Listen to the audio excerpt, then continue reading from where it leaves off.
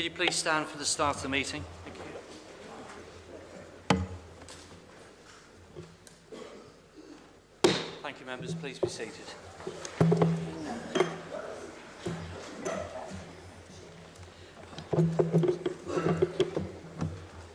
Good evening, members of the public and the press attending this full council meeting of BCP Council on the 21st of March 2023.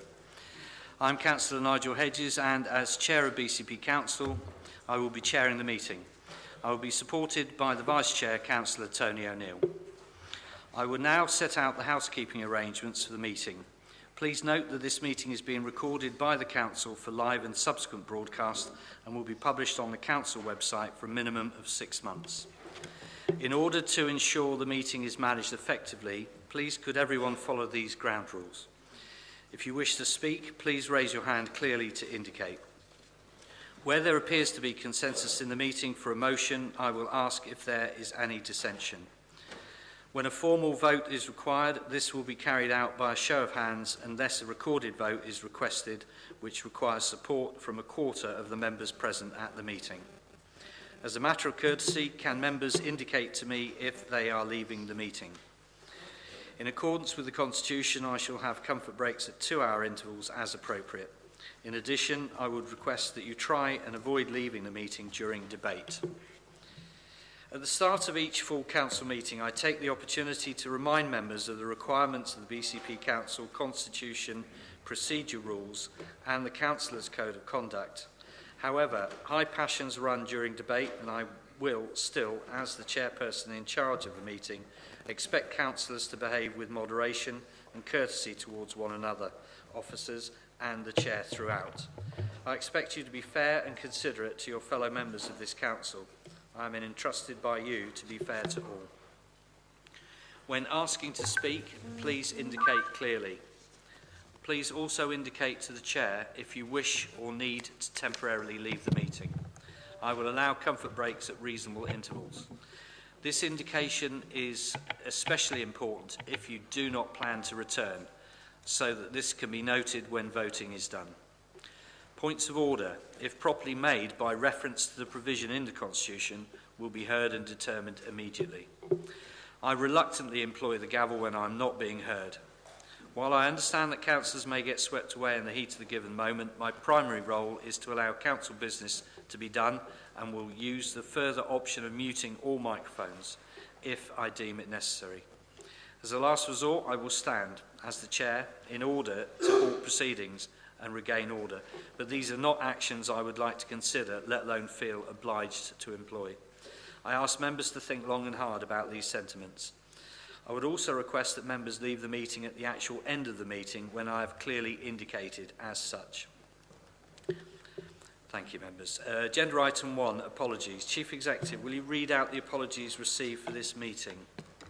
Thank you, Chairman. Apologies have been received from Councillor Lewis Allison, Councillor Nigel Brooks, Councillor Mike Cox, Councillor Brian Dion, Councillor Dwayne Farr, Councillor Peter Hall, Councillor Rachel Maidment, Councillor Chris Matthews, Councillor Vanessa Ricketts, Councillor Mark Robson and Councillor Roberto Rocca. Thank you, Chief Executive. Agenda item 2, declarations of interest. Chief Executive, can you report on any declarations of interest received? Thank you, Chairman. No declarations have been received as yet. I think some are about to be made. If any member does wish to make a declaration of interest, then could they refer to the flowchart set out in the agenda for guidance? I know we have 2 or 3 come out now.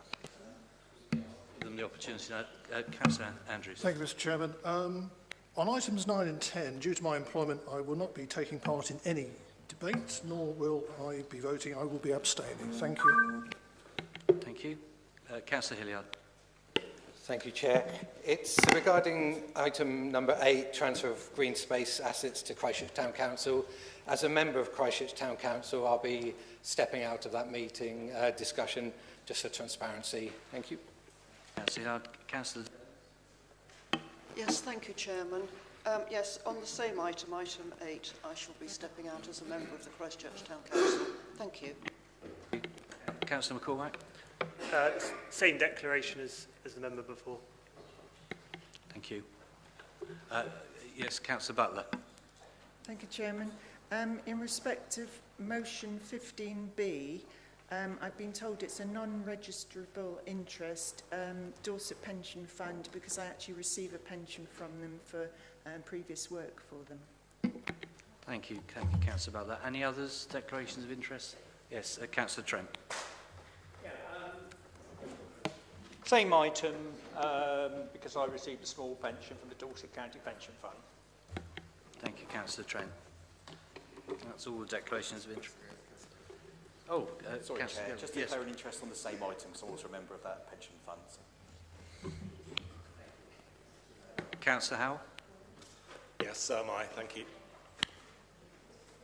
Councillor Howell, I didn't quite catch that. Could you repeat that, please? Yes, I am also a member of that pension fund by virtue of being a councillor a long time ago in the Borough of Poole. Indeed, thank you. Councillor Moore, please. Yeah, I also receive a pension from the Dorset. Thank you, Councillor Moore. Councillor Beasley. Chairman, similar declaration. Councillor Beasley, I didn't quite catch that. Chairman, a similar declaration. Similar declaration. Thank you. Thank you very much. Councillor Brooke. And the same, Chair. Thank you, Councillor Brooke. Councillor Mark Anderson. Thank you, Councillor Anderson. Councillor Rampton, I noticed your hand, but I think the monitoring officer wishes to interject at this point. Thank you, Chairman. I just wanted to say that I don't believe that members who are members of the pension fund but not drawing a pension need to declare an interest at this point, but if you are drawing a pension, then yes, please do. Councillor Rampton. Same declaration, thank you, Chair. Thank you, Councillor Rampton. Councillor White. Same declaration, thank you. Thank you, Councillor White. Thank you very much, members, for that one. That was agenda item 2, declarations of interest. Agenda item 3, confirmation of minutes. Councillors, do you agree to confirm the minutes of the council meetings held on the 21st of February 2023? Councillor Butler first and then Councillor Evans. Councillor Butler. Thank you, Chairman. Yes, in the minutes of the 21st of February for the council meeting, page 32, it says that I made a declaration of interest for Bournemouth Development Company, but it wasn't myself who declared that. Thank you. Thank you, Councillor Butler. Councillor Evans, please. Thank you, Chair. Yes, I just wanted to say it was such a pleasure to read these minutes, and thank you so much to Mr. Richard Jones and Democratic Services for all their hard work. Thank you, Councillor Evans. Thank you. So is there any dissension from confirming the minutes other than the alterations required? Can we have agreed, please? Agreed. Thank you. Agenda item 4, announcements and introductions from the Chairman. Barring unusual or exceptional circumstances, this will be my last Chairman's announcements at a full council meeting prior to the 4th of May local elections. On the 4th of May, I will have completed my second year as Chair of BCP Council, and I must state it truly has been an honour and a privilege. I thank everyone for the confidence they have shown towards my humble efforts to perform the twin roles of the ceremonial and the democratic duties obliged of the Chair. I sincerely thank Democratic Services and the Civic team for their patience and support in enabling me to perform those very duties to the best of my ability. And I thank you, the members, for the dialogue and interaction we have had over 24 months, despite some challenging issues.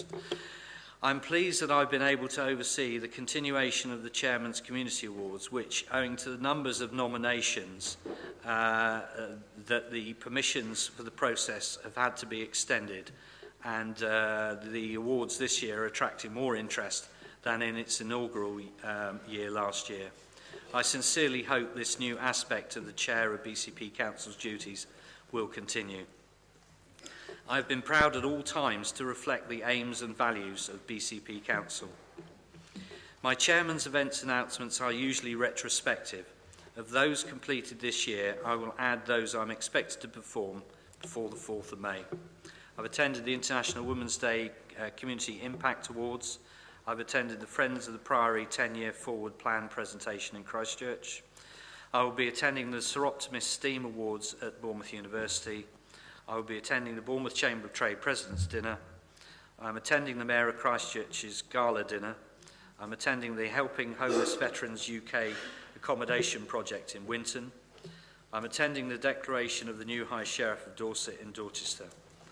I'm attending a reception at the BCP Civic Offices, Bournemouth, for the international leaders of the Salvation Army. I'm opening another new Jolly's pet store in Christchurch. I sincerely hope that as BCP Council enters its third term, all involved will do their utmost to support and encourage what is best in this special part of the United Kingdom. I now have the pleasure of presenting the Armed Forces Covenant Silver Award 2022 certificate to Councillor David Kelsey. Councillor David Kelsey, please. And Councillor Kelsey.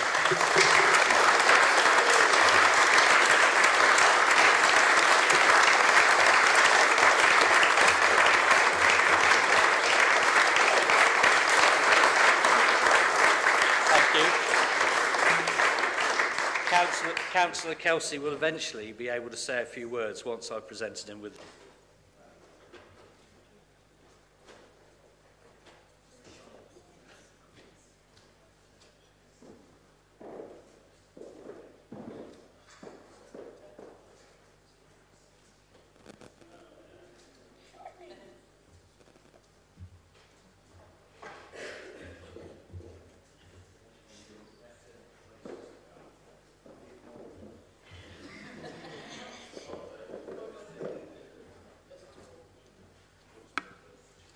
Mr Chairman, members, it's a great honour for me to receive this on behalf of BCP.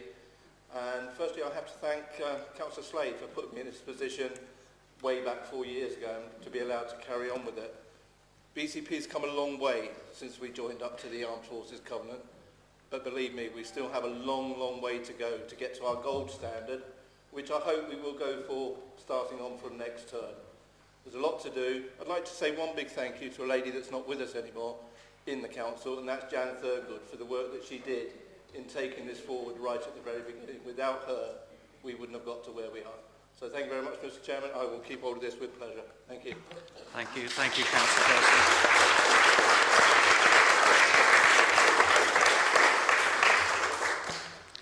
Thank you. On Sunday the 7th of May at 11 a.m. there will be a service at Christchurch Priory to celebrate the coronation of King Charles. Members should note that due to the event taking place so soon after the election, current councillors will continue to be councillors during the coronation weekend, irrespective of whether they are continuing for a further term of office, as we all continue to be councillors until 3 days after the election. All councillors are invited to attend alongside any new councillors elected in May. Further information will be circulated in the coming days. And now to my final point.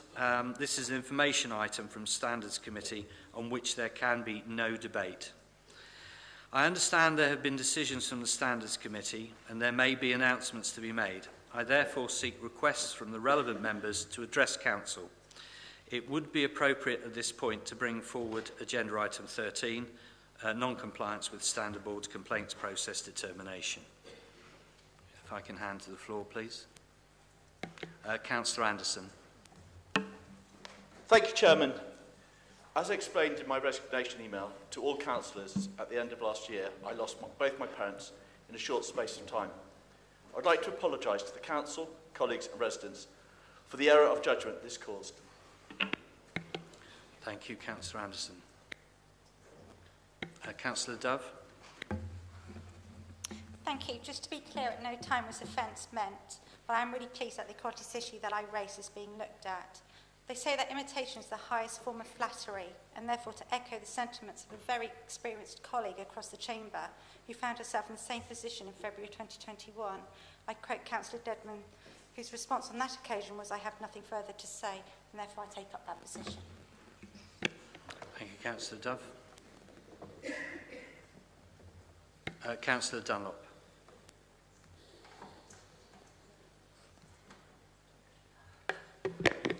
Put me out together. Very bad cold tonight, Mr. Chairman. Mr. Chairman, the Standards Committee requested that I apologise for some rather robust responses to political attacks. It's news to me that the Nolan principles require me to be the subject of attack and not respond. Nevertheless, please accept this as my formal apology for doing so, Mr. Chairman. But I would like to say that any system that allows councillors to engineer complaints with third parties probably needs an urgent review to put some mechanisms in place to stop the standards process being used as a stick by some to beat others. Thank you. Thank you, Councillor Dunlop. Agenda item 5, public issues. A, public questions. Dr. Martin Roger has submitted a public question. Yes. I'm sorry, yes, indeed. Could I just hand over to the monitoring officer the final part of that point, please? Okay, members, so as the Chairman has brought forward item 13 on the agenda to this part of the meeting, I must just bring it to members' attention that while this is an information item to members, Standards Committee had indicated when they requested these matters to be reported to Council that if any of the subject councillors did make an apology during the course of the meeting prior to this agenda item being heard, that those particular councillors' sections could be removed from the report. So if I could please ask councillors to note that paragraphs 9 to 14, paragraphs 20 to 28 of the report should be disregarded. Thank you. Thank you, Monitoring Officer. So, agenda item 5, public issues, public questions. Dr. Martin Roger has submitted a public question on council tax. Would you like to ask your question, and Councillor Mike Green will respond? Dr. Martin Roger. Thank you. My question is, the council leader reportedly justified... Sorry, Just see if the microphone's working, Dr. Roger. Yes? Okay, more direct. Yeah, that's lovely. Thank you. The council leader reportedly justified maximum council tax increases, pointing to £6.2 million of cumulative council tax savings. This £6.2 million also appeared in council papers, explaining that an extra £10.1 million of council tax income was possible in 22-23, but without explaining whose decisions enabled this reduction. This £10.1 million in 22-23 appears to comprise £1.8 million enabled by the shadow authority decisions of 4 years ago, £2.8 million and £7.8 million from unitary alliance decisions, the latter adopted by the current Conservative administration, and finally minus, so not a saving, minus £2.3 million from this administration. Can this calculation be confirmed as correct, or if not, can the actual calculation be properly explained? Thank you, Dr. Roger. I understand, Councillor Mike Green, you would respond. Thank you, Chairman. I thank Mr. Roger for his question. It's possible that Mr. Roger has not quite grasped what this statement he refers to in the budget report is showing. It demonstrates that over the course of the first 7 years of the merged BCP Council, we will have kept £62 million in council taxpayers' pockets compared with what would have been the case if we had increased bills to the levels allowed by government. This has been made possible only because of the savings generated by the merger of the 3 councils. That merger was supported by the Conservatives and opposed by the Liberal Democrats, the Poole People's Party and the Christchurch Independents, who made up the vast majority of the so-called Unity Alliance. Had they succeeded in their opposition to LGR, our council taxpayers would collectively have been £62 million worse off. Thank you, Mr. Chairman. Thank you, Councillor Green. Thank you, Dr. Roger. Thank you. Jackie Delahunty has submitted a public question on future places. This question is going to be read out by John Sprackling. Would you like to ask your question, and Councillor Philip Broadhead will respond.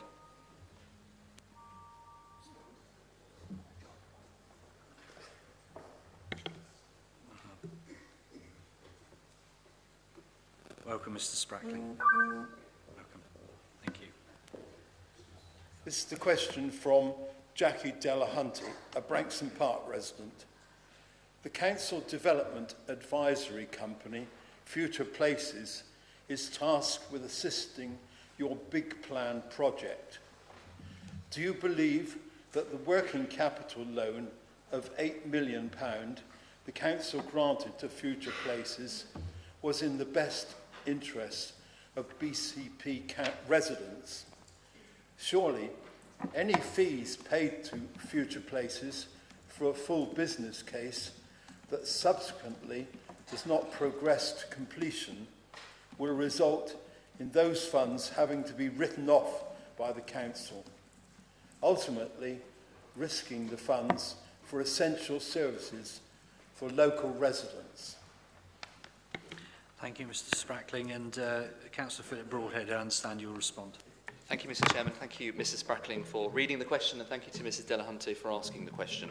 Future Places is the Council's wholly owned regeneration arm and functions in much the same way as the Council's other Council-owned entities.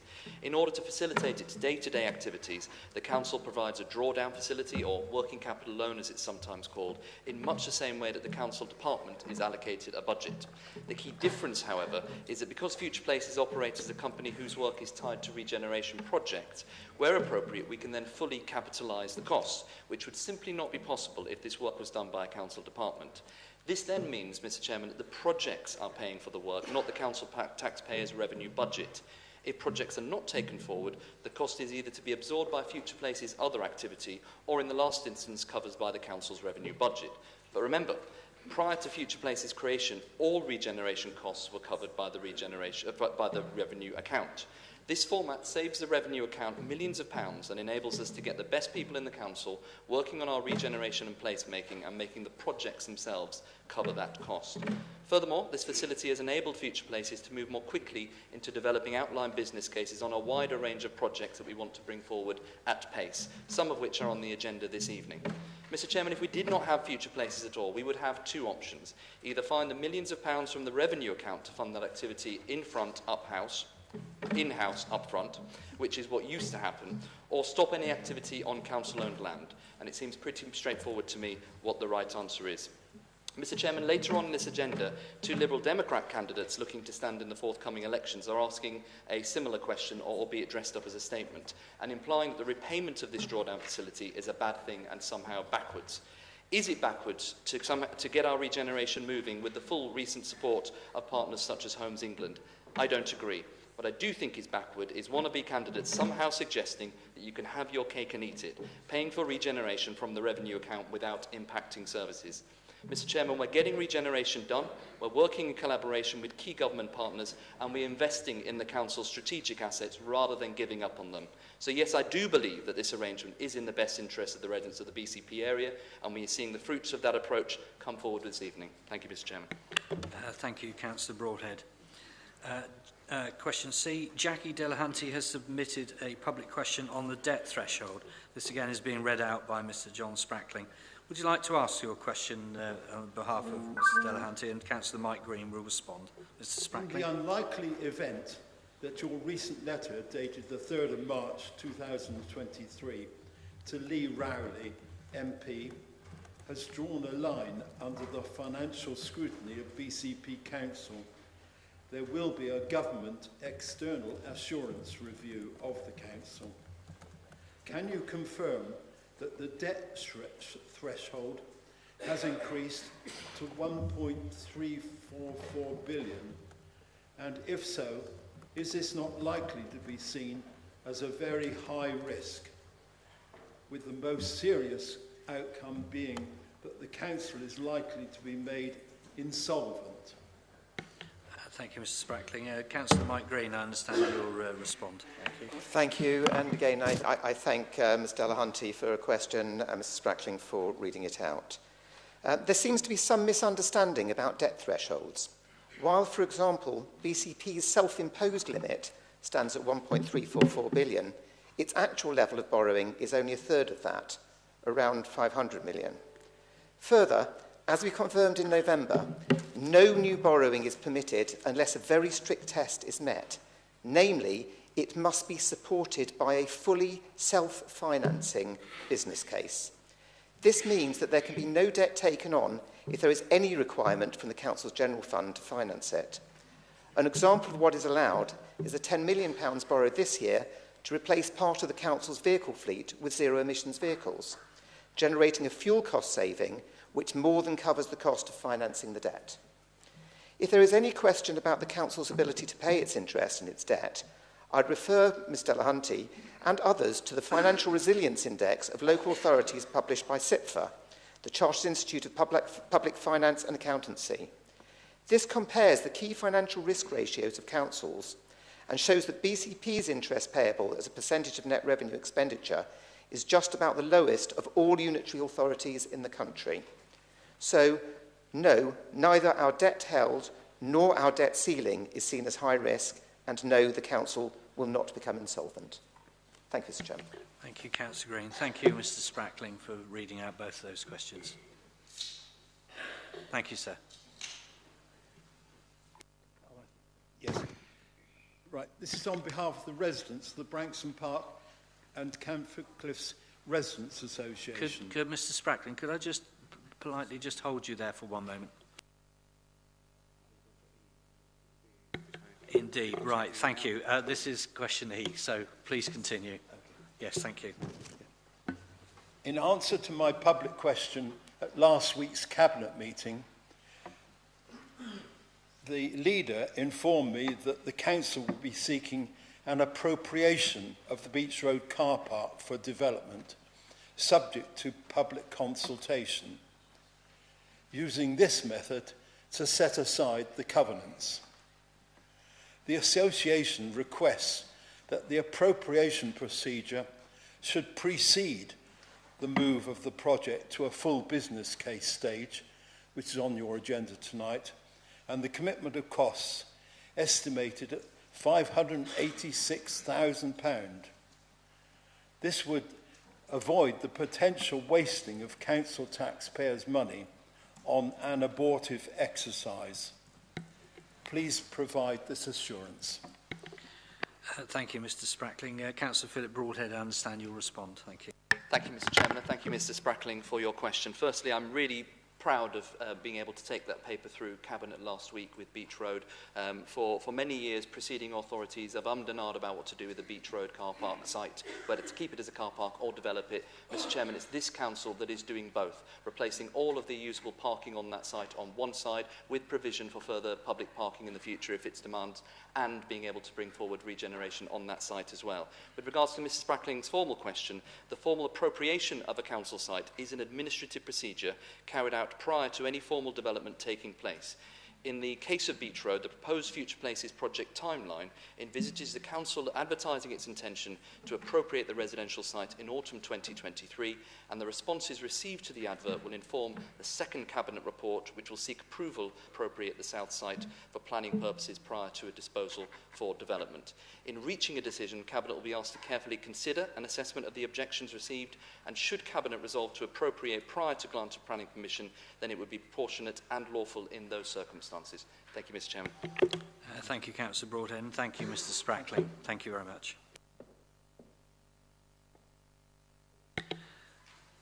Alex McKinstry has submitted a public question regarding a meeting of the Corporate and Community Overview and Scrutiny Committee. Would you like to ask your question, please, Mr. McKinstry, and Councillor Lawrence Williams will respond. Perfectly all right, Mr. McKinstry.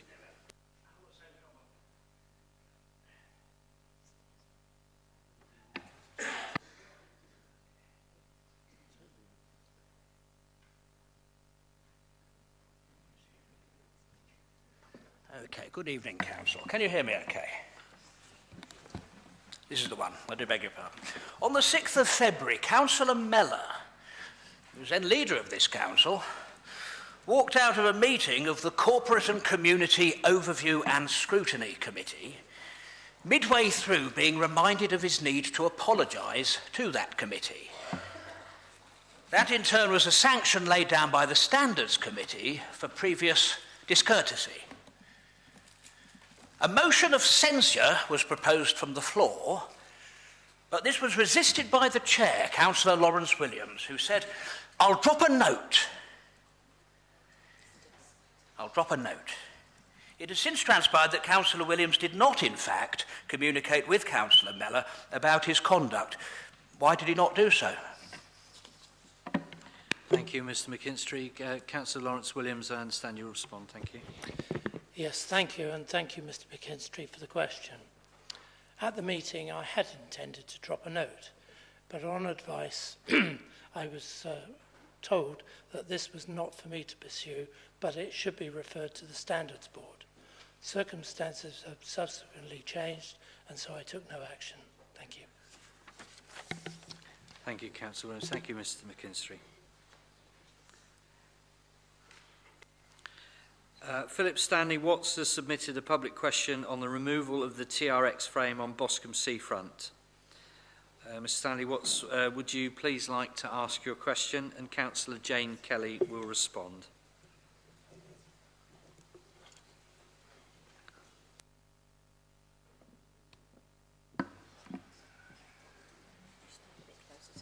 All right. Okay. Different mic. Thank you, Chair. Thank you, Mr Stanley Watts. Could the Cabinet member tell me why the owner of the TRX frame has been told to remove it, as it should remain on Boscombe Seafront, as it's benefiting the health and fitness many in the local community? Thank you, Mr Stanley Watts. Councillor Jane Kelly, please. Thank you very much, Chairman, and thank you, Mr Stanley Watts, for your question. Good to see you, Phil. The TRX 360 equipment was originally installed without permission.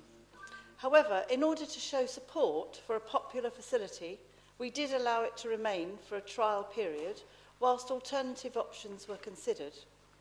We recognise the benefits of TRX training, but this is specialised exercise equipment that is only used for 1 or 2 hours a day, benefiting a relatively small number, admittedly very keen, of customers who pay either per session or monthly. It's not openly available for public use and has been installed on one of our busiest parts of the beach, obstructing views from the promenade and adjacent restaurant, so therefore it's not the best place for it to be sited.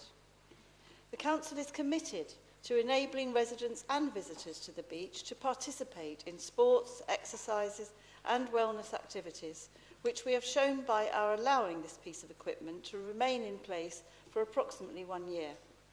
We are also committed to developing new opportunities for this type of recreation.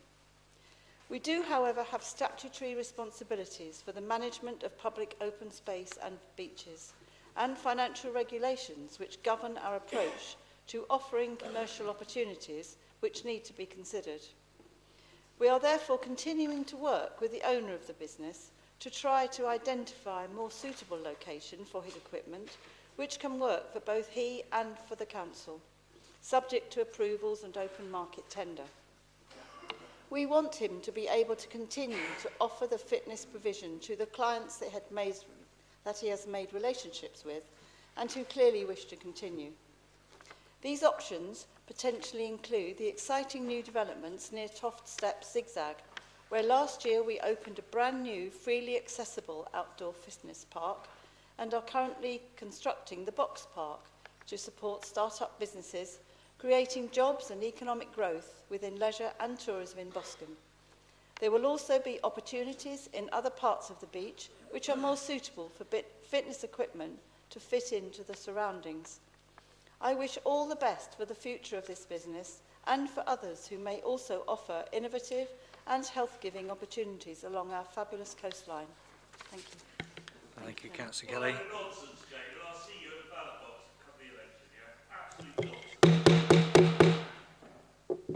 Please.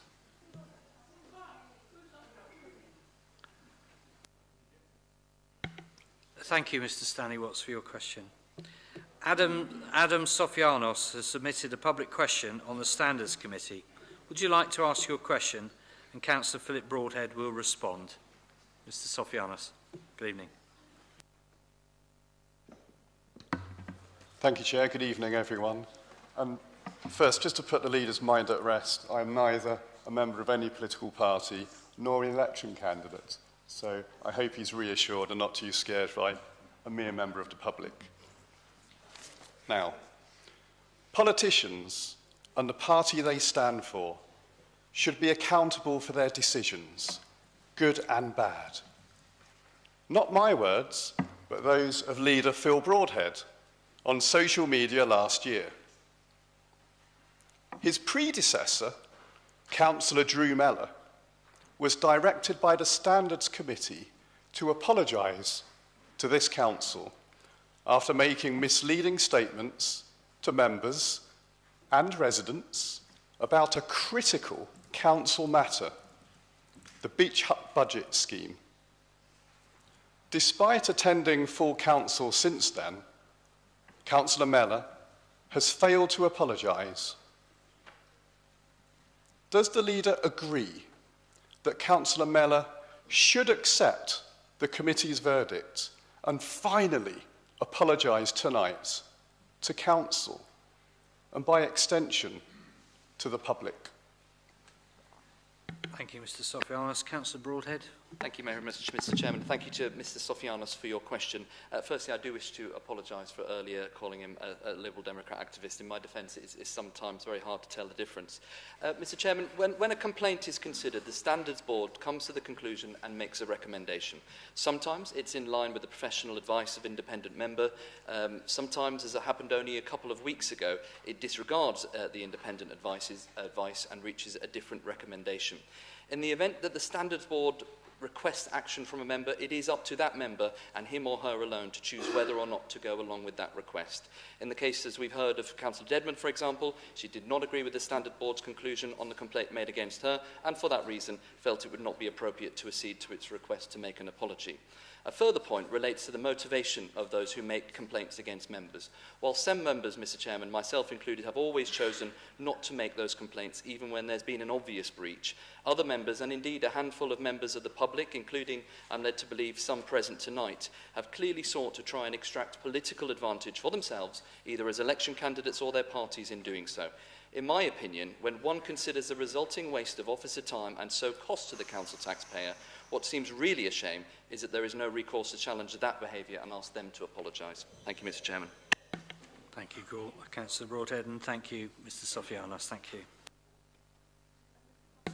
Councillor Dedman, I see you indicate with your hand, yeah, please. Yes, thank you, Mr. Chairman.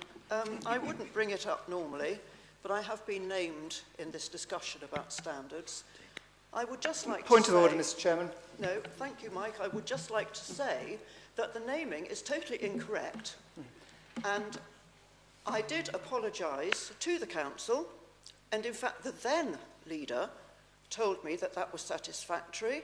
I apologised to everybody on Twitter who had clearly seen the offensive tweet. I apologised for offending people. What I refused to do was apologise to an anonymous complainant, one person who chased me round Twitter, and I was also vilified by the Standards Committee, and I would like that to be noted. Thank you. Thank you, Councillor Dedman. Councillor Green, you had a point of order, please. My point of order, Mr. Chairman, under Procedure Rule 14. Thank you. Procedure Rule 14 is what refers to point of order and where someone can stand up and speak. I deliberately did not. I sat down after hearing what Councillor Dedman wanted to say, and it was clearly where she was going on that one, and that's why I did not make that point of order at that point. Thank you, Councillor. Public issues B, statements. Daniel Parkin has submitted a public statement on future places. Mr. Parkin.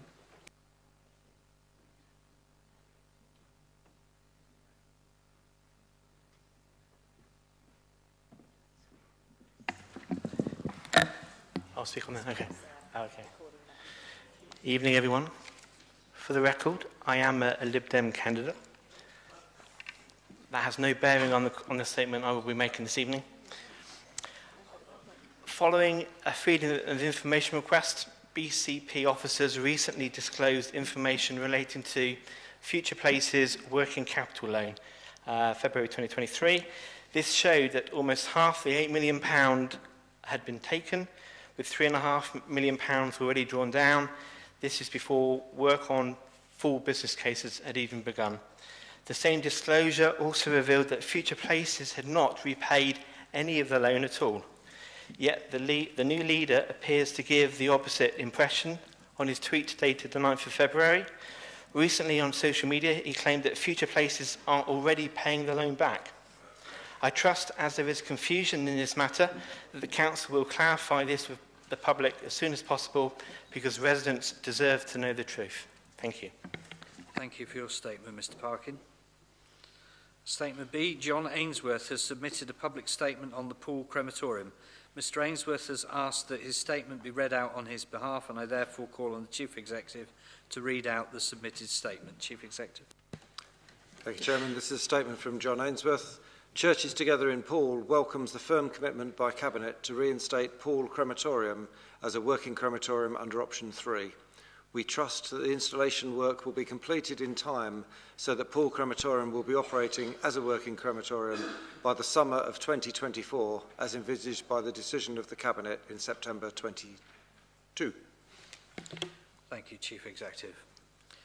Statement C, Adam Sofianos has submitted a public statement on Future Places. Mr. Sofianos.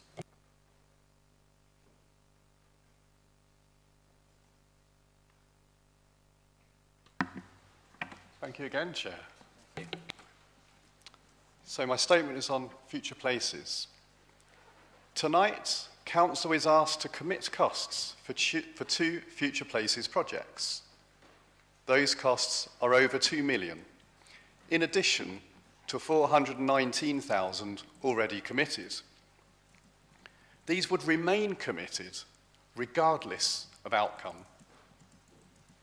Now, Future Places has drawn down almost half its loan already. These plans, plus others coming, may exhaust the £8 million facility. Many residents are concerned about Future Places, whether it has the appropriate governance, scrutiny, transparency, financial responsibility. And after the beach hut budget, many residents fear another fiscal fiasco. Surely, this is no time to gamble. So I ask you to allow an appropriate review of Future Places itself before these costs are committed. Thank you. Thank you, Mr. Sofianos. Thank you. Julie Redmond has submitted a public statement on the Bounce Back Challenge Fund. Mrs. Redmond has asked that her statement be read out on her behalf.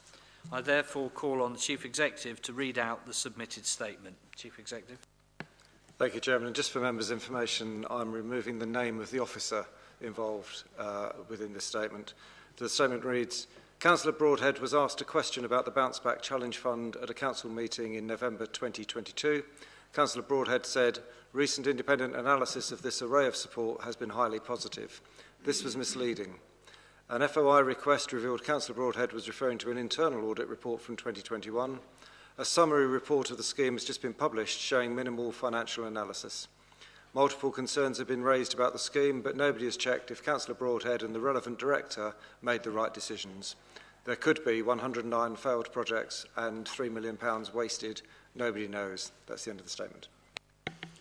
Thank you, Chief Executive. Public issue C, petitions. There have been no petitions received for this meeting.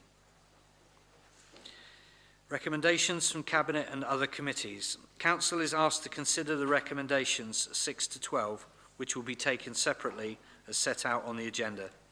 I would like to highlight there are decisions on some of these issues which have been taken under delegated powers by the relevant bodies and are therefore not before Council. Item 6, Audit and Governance Committee, 16th of February 2023, minute number 182, Financial Regulations, Annual Evolution for 2023-24.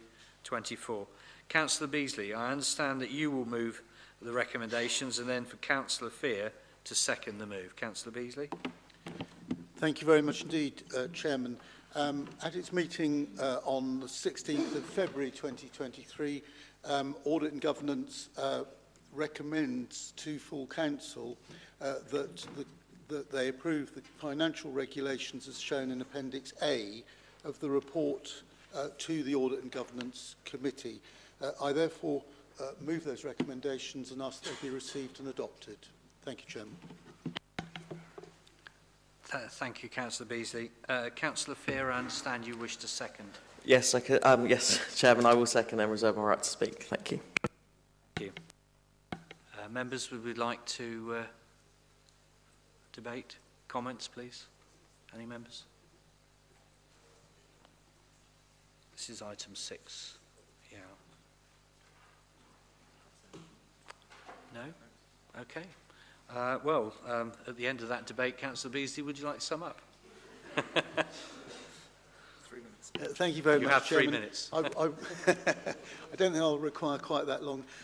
This is a report that annually comes to Council and has been thoroughly looked at, I'm sure, by all members, and I just ask that Council support the recommendation. Thank you, Chairman. Thank you, Councillor Beasley. Could we have an indication of those in favour of accepting the recommendation, please? Does seem a considerable number of hands. Thank you. Those against, please indicate. None. Any abstentions? None. It's carried. Thank you. Item 7, Audit and Governance Committee, 16th of February 2023, minute number 183, review of the Council's Constitution, recommendations of the Constitution Working Group. Councillor Beasley, I understand that you will move the recommendations and then for Councillor Fear to second the move. Councillor Beasley. Thank you very much indeed, Chairman. There are 9 recommendations which I should be moving in a moment. I just thought I'd give a little bit of an introduction as to how these recommendations have been arrived at by the Audit and Governance Committee. So as members will know, there is a Constitutional Review Working Group which undertakes the preliminary work on constitutional matters, which is chaired by my colleague, Councillor Fear. And I'd like to thank the regular members of that working group for the work that they and the time that they've put in. So in addition to myself, Councillor Brooke, Councillor Daniel Butt and Councillor Cox, and of course Councillor Fear. And the purpose of that is to go through in quite a lot of detail and try to come to a consensus on whatever the issue is.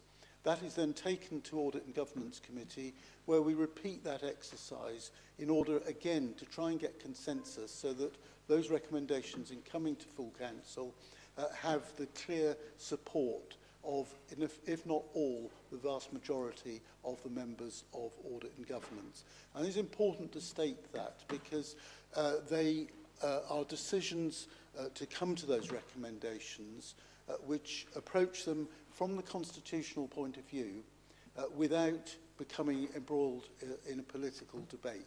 Very difficult to do that, but I think we've managed to succeed in achieving that. And so therefore, Chairman, I'm moving the 9 recommendations which were agreed at the Audit and Governance Committee on the 16th of February 2023. They're set out on the agenda, and I ask that Council receive them and adopt them. Thank you, Chairman. Thank you, Councillor Beasley. Councillor Fear, I understand you wish to second.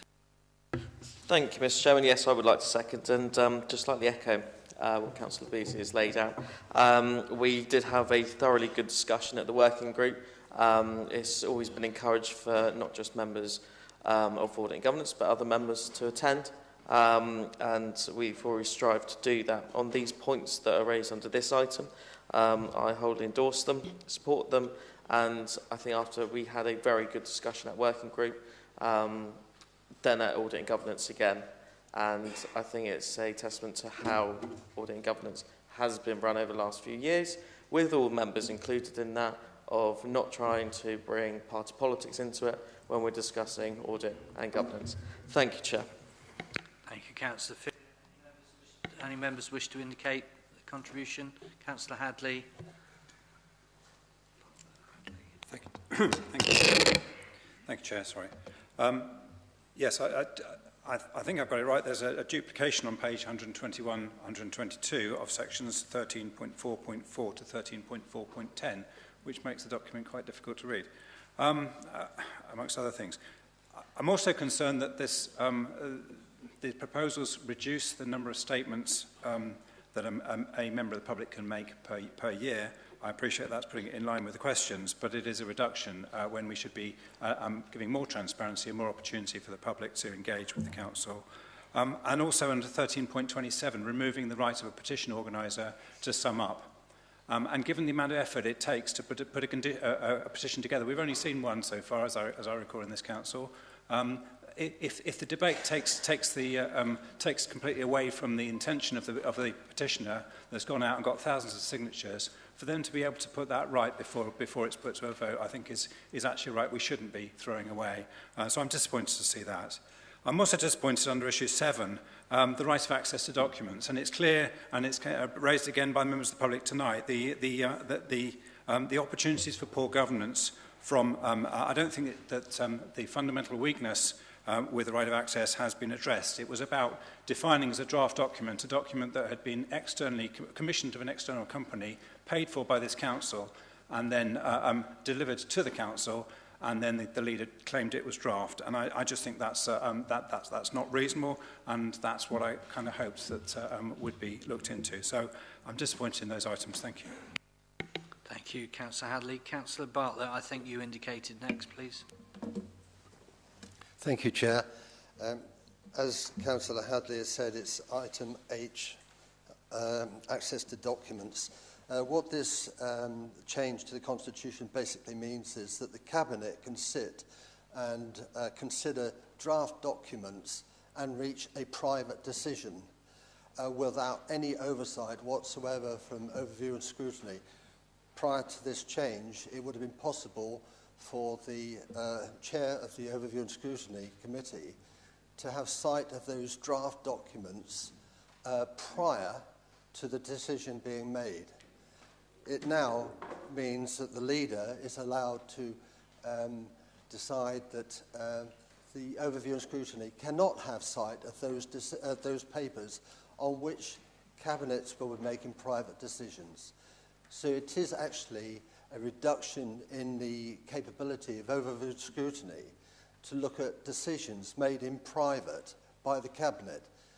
This is a backward step, and I cannot support it. And I thought I made it clear at the last time this was raised at full council. Nobody has approached me about it since, so I was very surprised to see it back on the agenda. Thank you, Chair. Thank you, Councillor Bartlett. I think Councillor Slade, I think you indicated next, please. Thank you, Chair.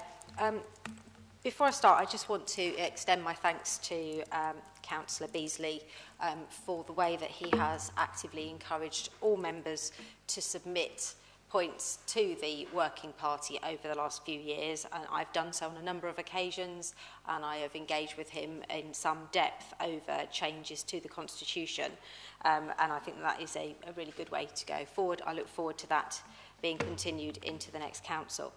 I completely agree with both of my colleagues. I'm really glad that Councillor Hadley has brought up the issue of the petition. I understand why it was there, the issue being that once it moves into a debate between councillors, it is a debate between councillors, but it is utterly wrong that the petitioner has no right of reply, no opportunity to sum up, and I really regret that being in this paper.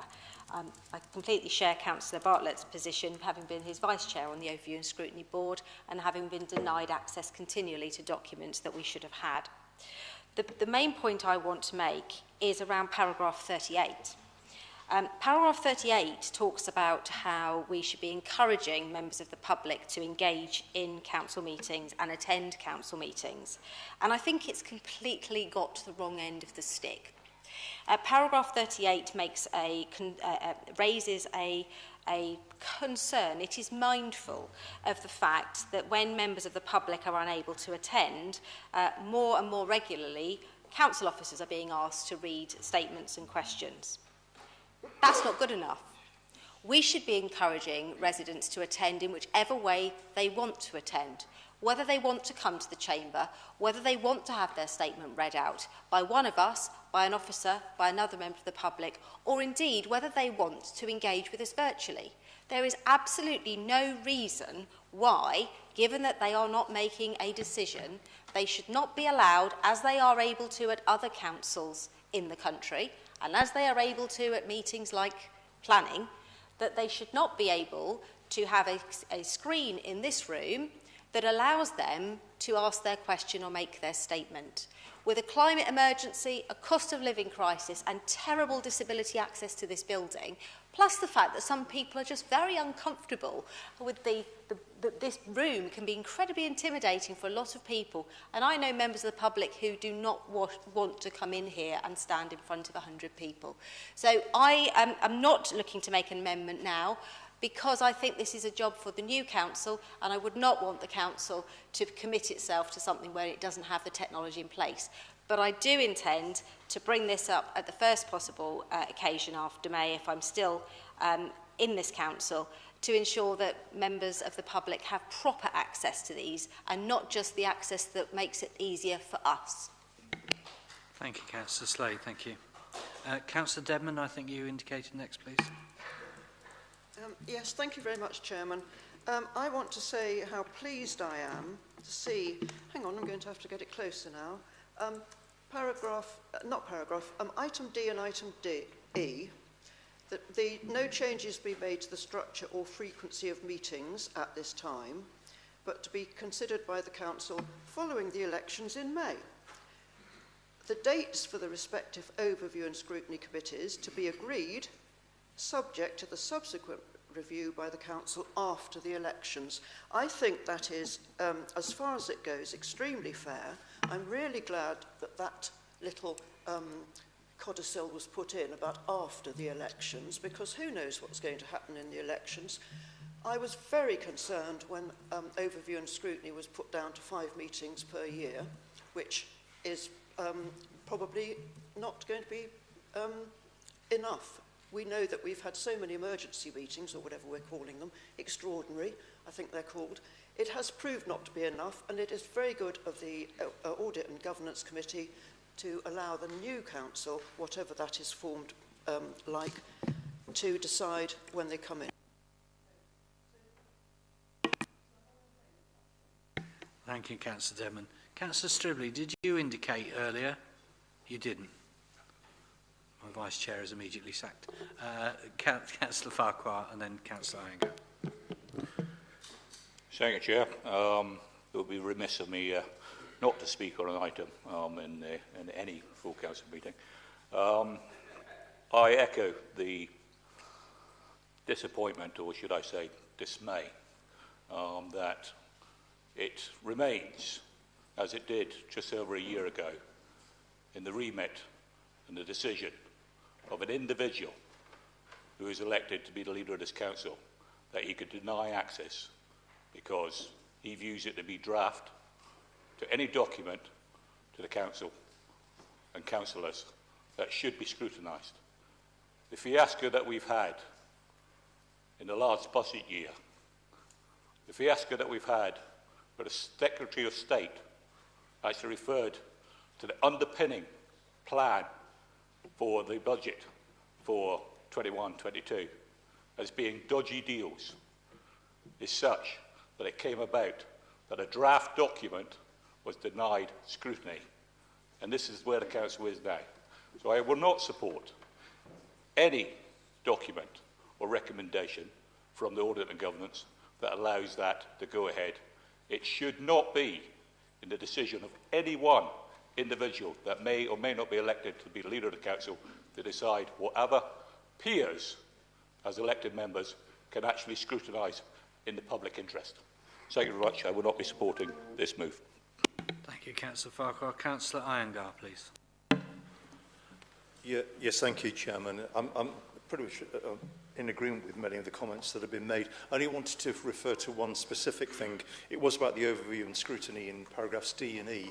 I think, but you know, in fairness to the amount of work that's been done throughout all of this, but I do think an opportunity has been missed in D and E here, because by putting a sort of you might think is a quite a neutral sort of statement there, which is no recommendation about frequency and format going forward. I think, to say the least, the last 4 years and possibly even the last 2 years has been a sort of a wealth of experience, and not all of the always of the happy type in ONS. And if some councillors, as it were, depart the scene, come May, some learning, good and bad, is actually being lost now, which could have actually been incubated in this, and at least put a marker down for certain things learned, do this next time, certain things to avoid for next time as well, because there is plenty in the ONS sphere that could be improved. Thank you. Thank you, Councillor Iyengar. Councillor Broadhead, I understand you indicated. Thank you very much, Mr. Chairman. I've been listening to the debate, and I was, having not been part of the Audit and Governance Committee, clearly as surprised to hear what sounds like a really negative decision to change the constitution with the overview and scrutiny and the access to documents. And I've learnt many times in this chamber, Mr. Chairman, if something doesn't smell right, you probably just need to look a little bit further. And I was reading the report itself, and hopefully the chairman of the committee can clarify this in the summing up. But the reason that I can understand actually reading the documents, that this seems to have come back to Audit and Governance, is that a previous decision to amend this part of the constitution actually put the council at variance with the primary legislation, which takes precedence on this. And it is not, we are not able to put something in our own constitution that is against the actual legislation of this order. And therefore, as I read it, this is not some decision of the Audit and Governance Committee to go above and beyond and try and give powers to deny access to documents that don't exist, but actually a reflection of the legislation that as it stands, and it actually says very clearly in there, the proposed amendment seeks to remove the ambiguity, seeks to reflect the legislative provision, and as discussed above, takes precedence over the Constitution. So we have to do this to comply with law rather than anything else. And I'm sure the chairman will call me out if I'm wrong, but you know, if it doesn't look right, look a little bit deeper, and there's 3 paragraphs here and anybody could have read them. Thank you, Councillor Broadhead. Councillor Johnson, please. Thank you, Chair. Councillor Broad has actually taken a little bit of the wind out of my sails there, but he phrased it a lot more eloquently than I could have done. Perhaps I'll just clarify that. Regarding paragraph 24.3 around audit and governance, this doesn't change the rules that are there. All it does is add clarity to what is there. This is not giving any extra powers to the leader, nor is it removing any powers for overview and scrutiny. It is merely clarifying that paragraph 24.3 also must take regard of paragraph 24.5, which already and has always given the leader powers to withhold draft documents from the Overview and Scrutiny Committee, as we have discussed at length many times. This is not changing anything, it is merely to provide extra clarity. Thank you, Chairman. Thank you, Councillor Johnson. Councillor Rigby, I understand you're next. Yeah, thank you, Chair. I don't think anyone's been asking for access to documents which didn't exist, but that's something different, right? I don't want to rehash what people have been saying. I think there's a few bits in here which are good, some which are not so good, particularly the access to the numbers of questions which can be asked by the members of the public. So what I'd like to ask is, can we vote on these recommendations separately, or do they all have to be taken together? Thank you. Thank you, Councillor Rigby.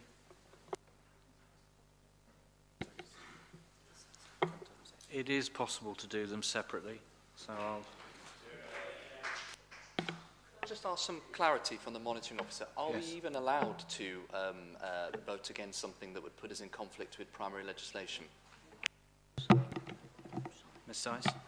Chairman, through you, yes, councillors can make decisions that are not lawful, but they carry a risk, and I wouldn't recommend it. Thank you. That's clear. Thank you.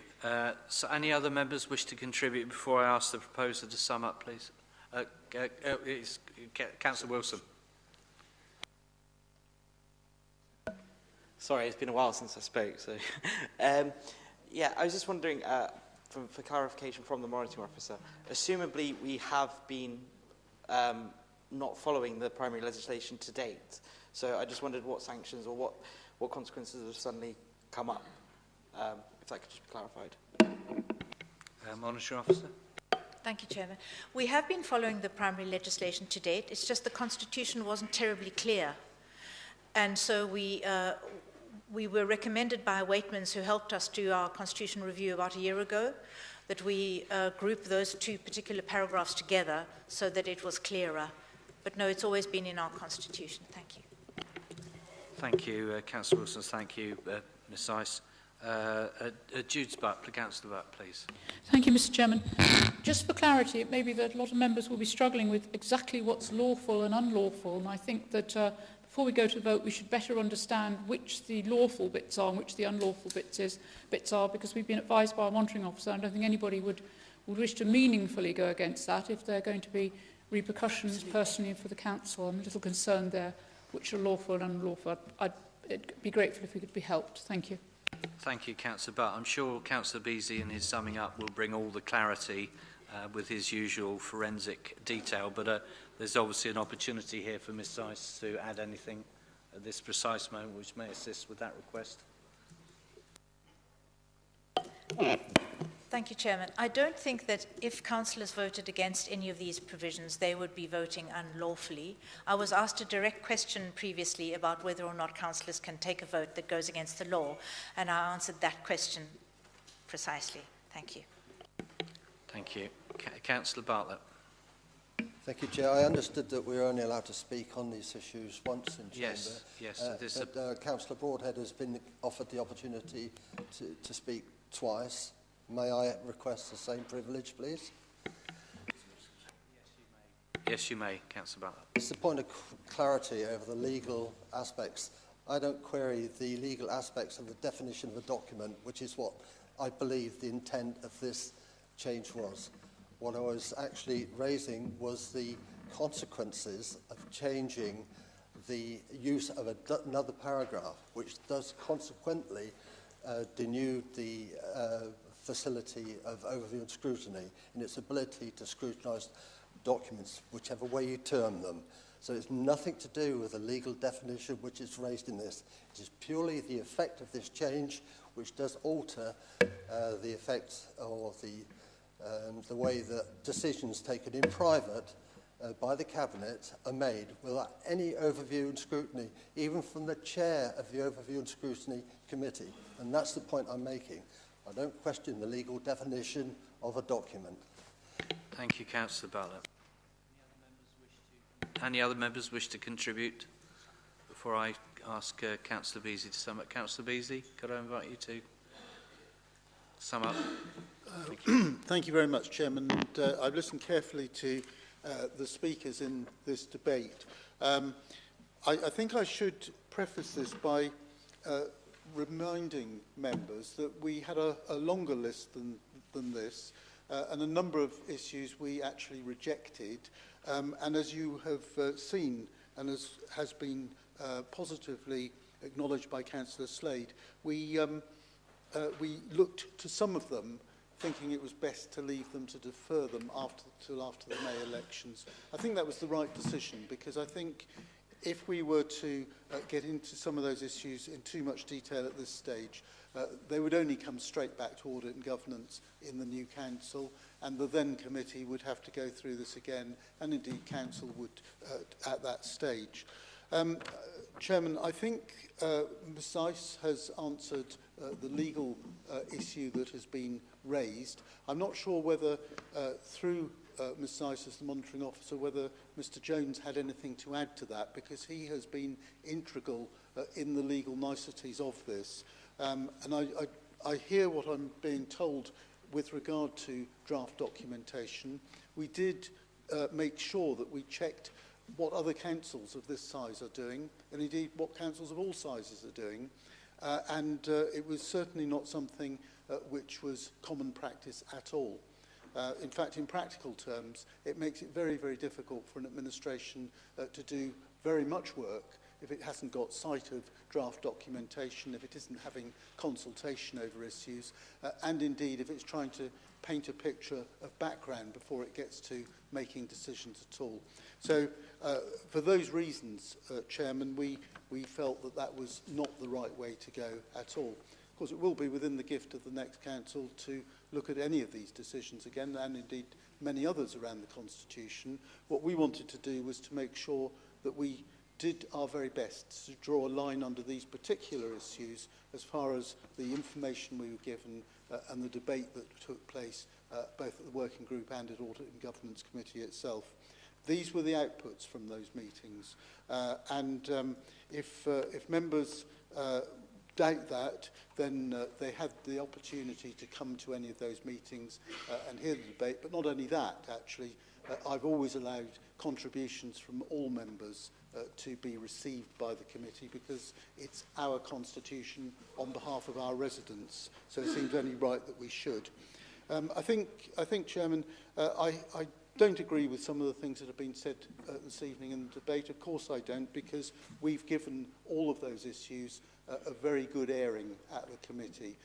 Members, of course, are entitled to their opinions, but I think that by and large, with almost all of these issues, we came to consensus, which has allowed us to bring this forward, I hope, without it becoming too protracted and too divisive.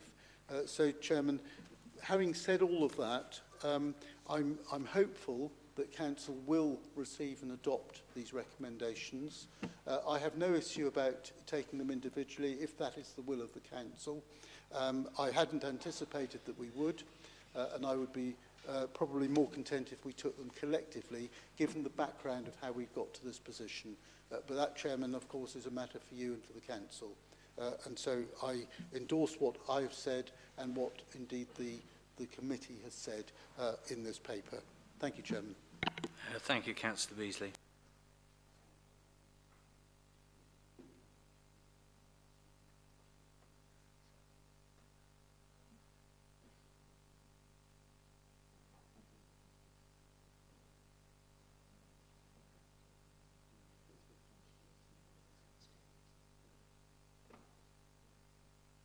Is it the will of the Council that we do, in a majority, wish to vote for all the items in one vote? That seems to be the majority.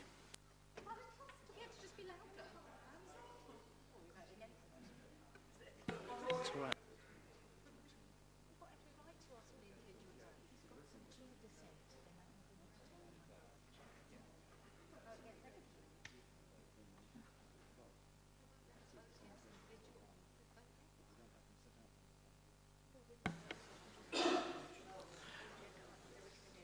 There's just the logistics of bringing them forward one by one, but that's surmountable.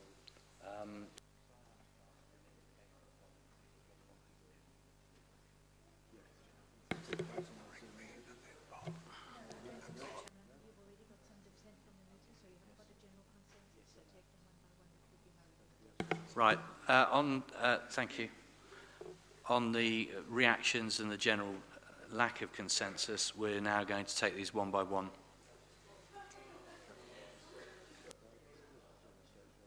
The fact that we have some dissension means that we can't make everybody. We can do this fairly quickly, though, with members' cooperation. So we go from, so it's recommendation. A through to J. So we're going from A to J.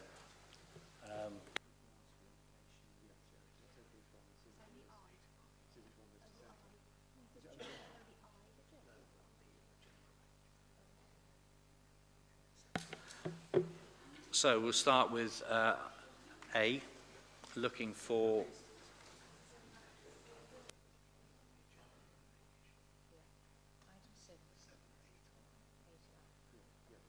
Mr. Jones, could you just make clear in the paper which particular items are A to J, please, for the record? Members, just for clarification, so we're looking at the agenda front pages under item 7. The recommendations are set out there as recommendations A through to I. Thank you.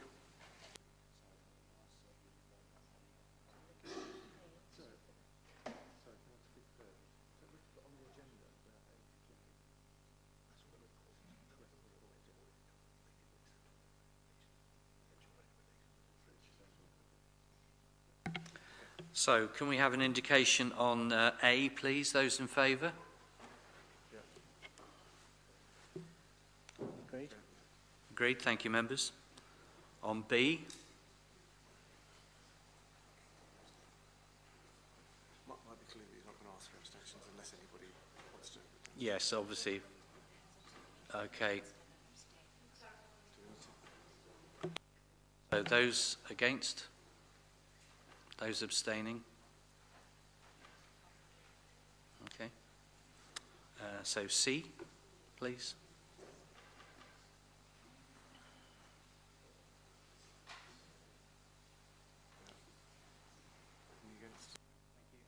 Any against? And those abstaining? Chairman,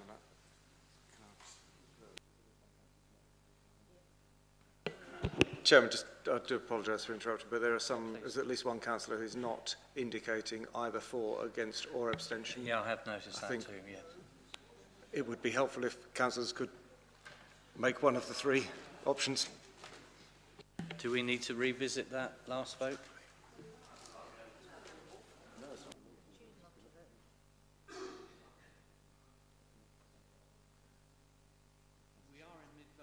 Councillor Stribley, but I see you've indicated.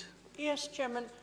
I would just query, if there is plainly a clear majority, does it matter if there are 1 or 2 abstentions or votes against? With a recorded vote, of course, we know if it looks 50-50, then you would need to claim it. But when it's clear that 90% of the people here are supporting, isn't that sufficient to take it as passed? Thank you, Councillor Stribley. My main aim is to try and take the whole chamber with us, but thank you for that point of clarity.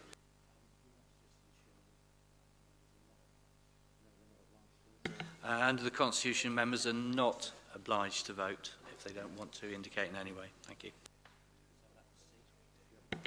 So C was accepted. We move to D, please.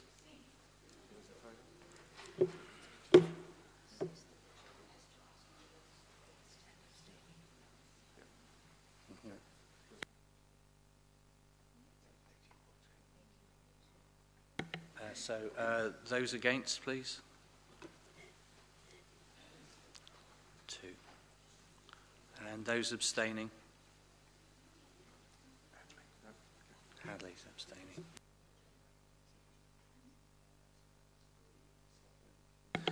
E, please, if you could indicate in favour. Majority, thank you. Those against?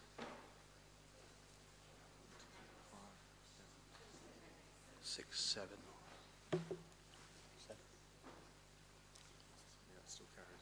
Still carried.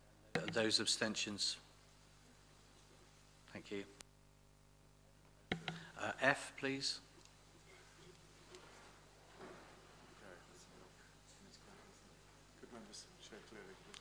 Clearly raise your hands, please, to assist.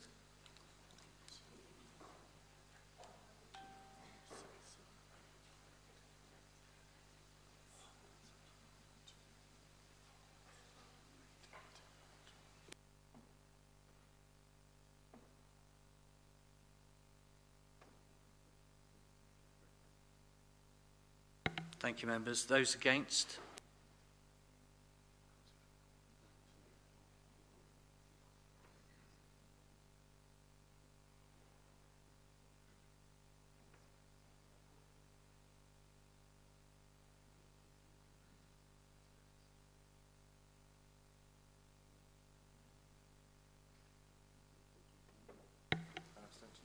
And abstentions, please. That's carried 33 to 29 with 2 abstentions. G, please.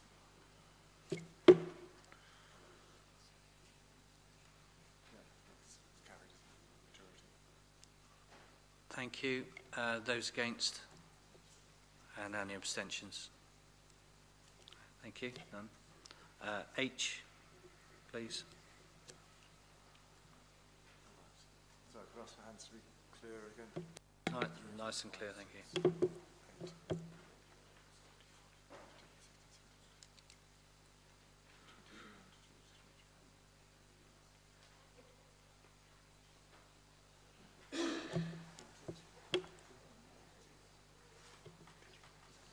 Chairman. The number of hands have gone up and down. I wonder if hold hands a little higher. Councillor Hadley's hand is not up.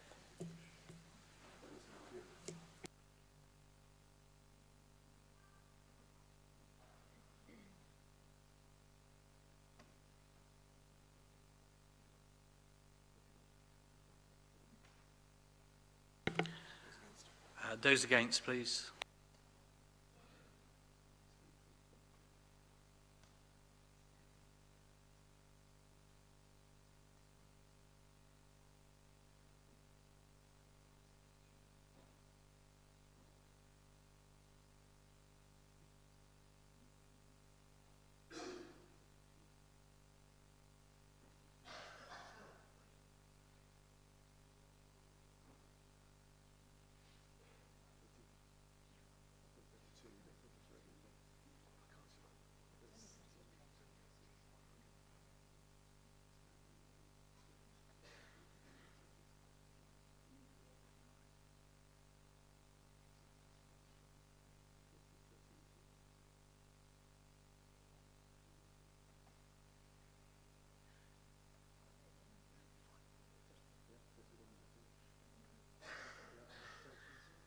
And abstentions, please.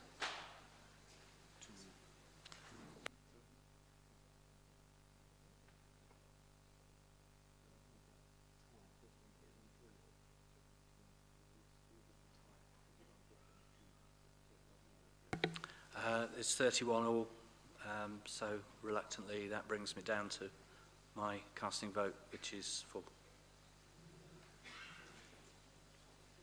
So that's my casting vote is for. It was 31 all with 2 abstentions. So that's carried. Thank you. And aye. Aye, please. Indicate for. It's carried. Thank you. Those against? And abstentions. And J, please, those for.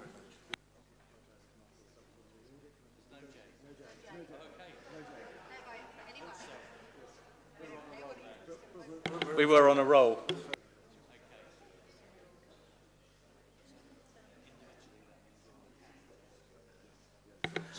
So individually, A to I. Are all carried. Thank you.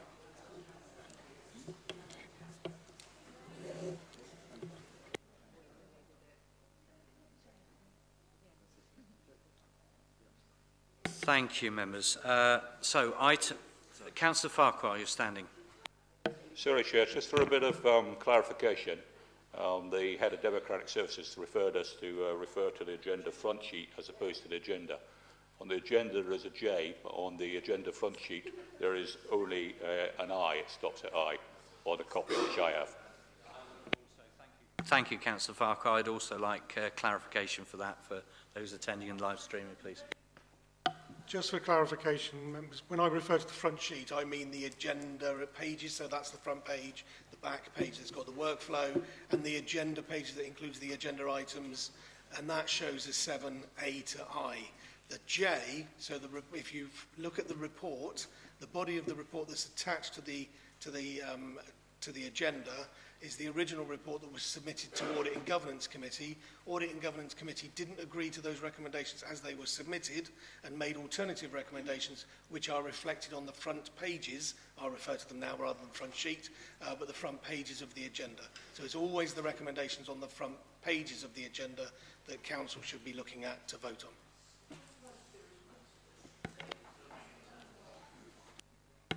Does any member wish to indicate that they have? No? Okay, thank you. If I may, Well, Chair, you are in, yes, Councillor Farquhar. It is a case of that the documentation is quite clear that it says agenda front sheet 2103 and 23, or the other document is agenda 2103. I may not be alone in this chamber of actually voting upon than what is laid out on the agenda front sheet 210323, rather than, I don't know, the first page that I think it was referred to of the agenda. Thank you, Councillor Farquhar.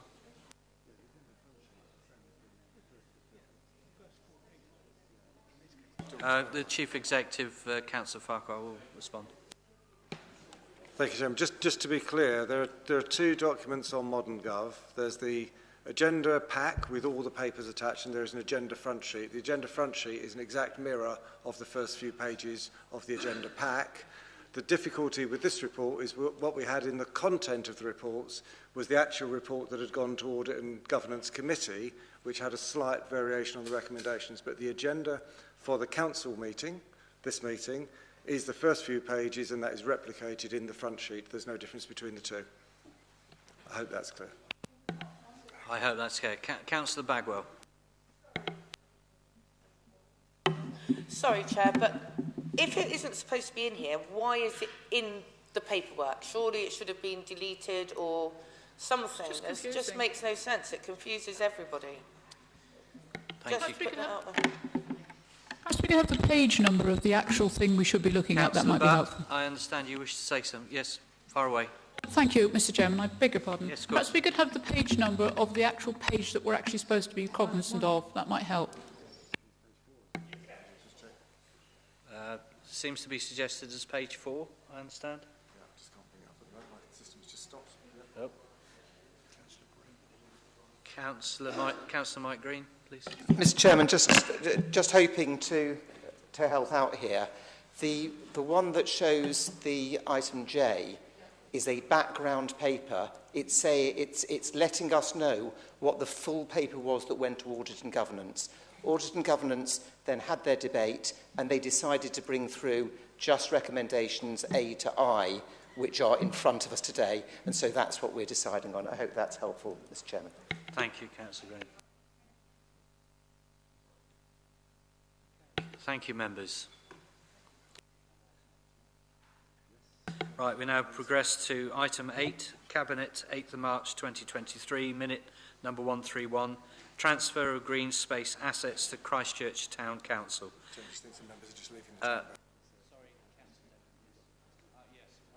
Thank you, members. For those of you who have expressed a level of interest and now leaving the chamber.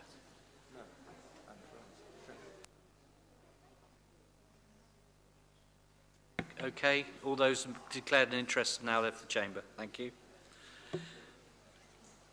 Right, item 8, Cabinet, 8th of March 2023, minute number 131, transfer of green space assets to Christchurch Town Council. Councillor Nicola Green, I understand that you will move the recommendations, and then for Councillor Jane Kelly to second the move. Councillor Green. Thank you, Chairman, and good evening, members. This is a great opportunity for us to see if we're paying attention to the last couple of minutes in the business. The recommendations that I will be moving is on page 5 of the agenda front sheet, and it relates to a paper that was taken to Cabinet last week, and it will be found on pages 135 to 178 of the background papers. Now, those background papers set out what is happening here, and this, I'm very pleased to report, is the transfer to Christchurch Town Council of 3 sites that had been aspired to by them.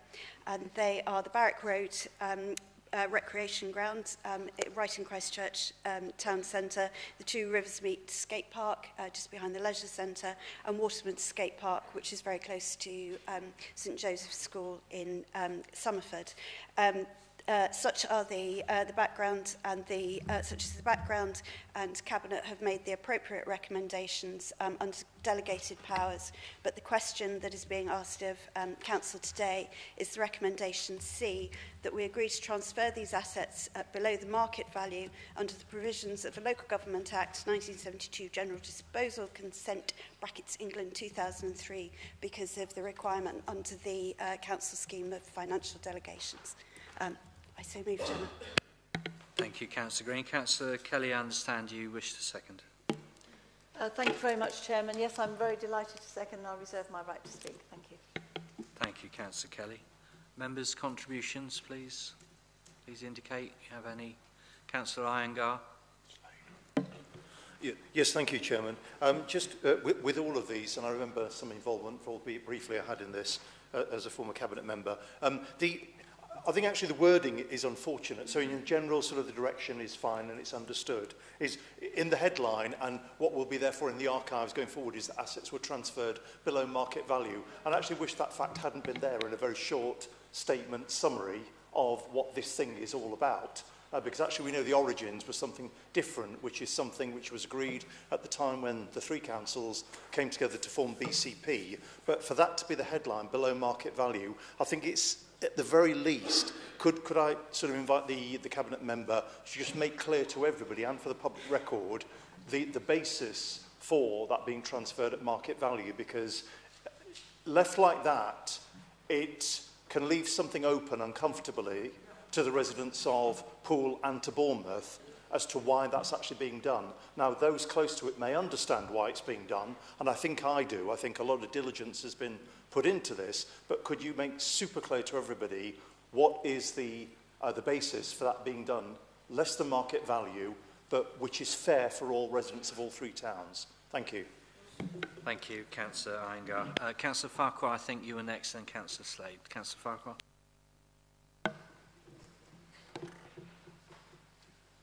Yes, indeed, Chair. Thank you very much. My question is a question of clarity. On page 136 of the agenda, or what would be the front page of the business item, why is under portfolio holder Councillor Drew Mellor listed as leader responsible for finance transformation of all council services on this particular paper, please? Thank you, Councillor Farquhar. Councillor Slade. Thank you. My concern is over double taxation. I've raised this before on a number of issues. Now, I'm a huge fan of town councils, always have been, much to the derision of some people during Shadow Cabinet, I might recall. And I think this is great that the town council are going to take it on and to own it. My concern is the people of Christchurch who will be paying twice for park maintenance. Now, it seems completely appropriate that capital investment into their parks will come from the Christchurch Town Council. After all, they'll be able to access the community infrastructure levy or whatever future capital programmes come forward.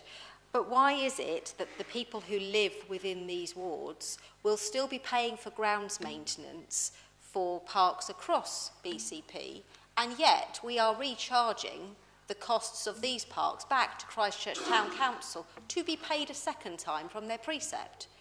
Until such time as we have a consistent approach around how we deal with town councils across the three towns, it seems really unfair that maintenance charges for some things are paid twice if you live in a certain postcode. And I think it has to be said, and we need to have a way forward that is consistent in what we decide is recharged and what is not recharged. Otherwise, the people of Christchurch, who are already a little bit cross with us, with BCP Council having been formed, have reason to be cross doubly. Thank you, Councillor Slade. Councillor Martin, I think you indicated next. I did. Thank you, Chair. I just want to really just rise to say a thank you, actually. I think it was 3 years ago that I, along with the chairman of the Highcliffe and Walford Parish Council, opened negotiations with BCP about the transfer of the recreation ground in Highcliffe to the Parish Council and the play areas. Somehow, the council sent out a press release 2.5 years ago saying it had been done. But albeit in a slightly ponderous would be the wrong word, but it's taken more time, Councillor Martin, than anybody would have wished for. Sorry, Councillor Slade. I accept that there is an equity issue. We have some parishes, we have some areas with neighbourhood plans, and I think that needs to be considered in a wider governance review. There are some particular details in here, and certainly the big driver has been the aspirations of Christchurch Town Council, who are entirely free to raise their precept. And that's always been a challenge for us who live in areas where we don't have that additional layer of democracy, if we can put it like that, who have that precept raising ability. But I think that's something that as we go on with asset disposal towards the other parishes and so on, we can consider when we've got a bigger picture. Thank you, Chairman. Thank you, Councillor Green. Okay, can I have a show of hands, please, for those in favour of the recommendation?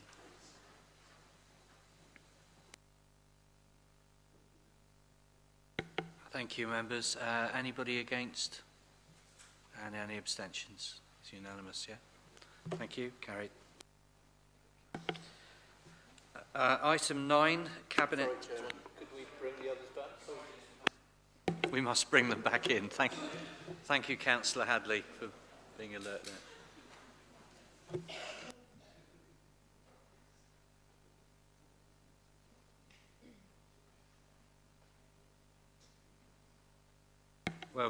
Welcome back, members. We missed you. Right, so item 9, Cabinet 8th of March 2023, minute number 133, BCP Future Places Limited, outline business case for Poole Civic Centre. Councillor Broadhead, I understand that you will move the recommendations, then for Councillor Mike White to second the move. Councillor Broadhead. Thank you very much, Mr. Chairman. I will try not to use the full 3 minutes because we've spent a lot of time on this, and I'm really grateful to all of those colleagues that have partaken in the extensive debate that we took this through scrutiny, and we did that through scrutiny before it came to Cabinet, so we were able to improve further on the recommendations there, and indeed those that took part in the debate when we brought this to Cabinet, where we approved the outline business case for the Poole Civic Centre site. And this paper, along with the next one, are then looking to move the projects through to full business case. That's what we're approving tonight in recommendation D, and in recommendation E, we're approving that we will commit to that civic function being maintained at the new venue, and the Poole Charter Trustees will be accommodated within the redeveloped Poole Civic Centre, and also that a location for the coroner service will be progressed by the Council's transformation programme as well. Mr. Chairman, I think it's worth remembering that we set an exam question to Future Places, and by the way, before I forget, in answer to Mr. Sofianos' question earlier on, or maybe one of the other questions, the Future Places have started repaying their drawdown function already, so I can give clarity on that. The exam question that we gave to Future Places with the Civic Centre sites was, what can we do with the civic centres, that given that we've got a desire to keep them in civic ownership, there's a desire to keep them properly maintained for future generations, to keep that public access to see the fine civic history, support regeneration and in the area, and to optimise returns to the council. And that's a very complicated and constrained brief to work in. If we wanted the cheapest low-risk option, we could just sell them, but that would probably lead in this instance to another vacant site for an extended period, possible repeated land trading, and little control over what was eventually built on the site. And none of the outcomes that we laid out to Future Places would be guaranteed by that. And that's why in both the outline business case and the proposals to take through to full business case, what we're approving here it answers the exam questions that we put to Future Places, looking at a hotel on the site that maximises potential for the heritage building, allows the continuation of the public access, allows the civic functions to be held there. The operator then becomes responsible for paying for ongoing maintenance, brings in 200 plus jobs and reinvigorates the Poole hotel market that we just simply don't have as it stands. In terms of access to council functions, it's been a hot topic for many members, and it's something that Future Places have spoken to over 20 different hotel operators, and they say that without exception, every single one of them, this is something they actively want. They think it will be beneficial to the model, and indeed a number of those are absolutely happy to have contractual terms embedded in the operator agreement to allow for that access to be maintained. So what we're approving today is for the next stage of work. We asked them to come up with a single solution for what we should do with the site, a hotel coupled with the halo effect of the residential development afterwards, and now we take that forward to the next business stage of the business case to build up those detailed proposals. It's also, and I'm really pleased that we've had the member forum Future Places engagement cross-party working group now meeting. That group I think will be absolutely vital so that we as a client side from the council can keep alongside that process, feeding in what the council desires as we come forward to that full business case moving forward.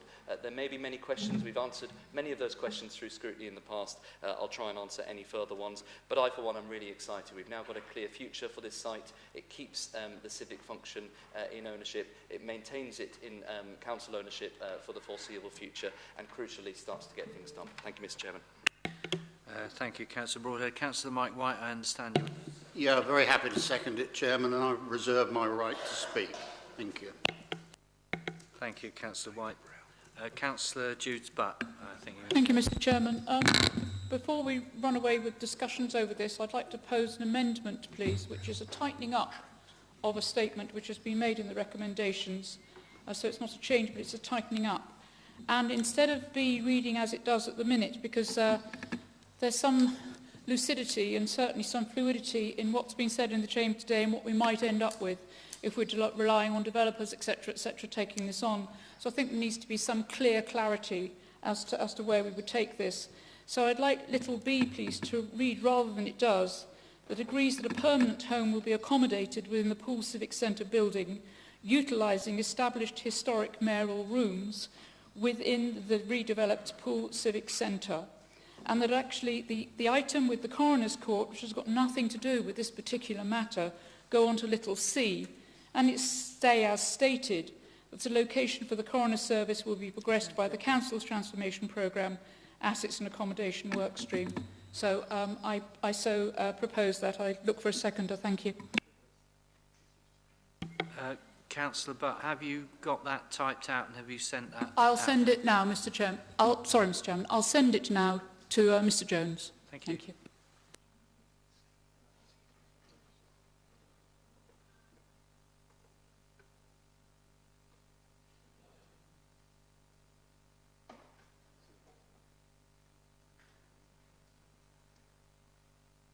Do you wish to add Mr. Chairman, I think in the Constitution it's I'm able to accept that amendment. I think as what we're moving into the next business case, as I've said repeatedly, clarity on exactly what we want is welcomed. I think that gives the clarity a bit further, so I'm happy to accept that amendment and incorporate it as a substantive. Thank you. Which I think I can do.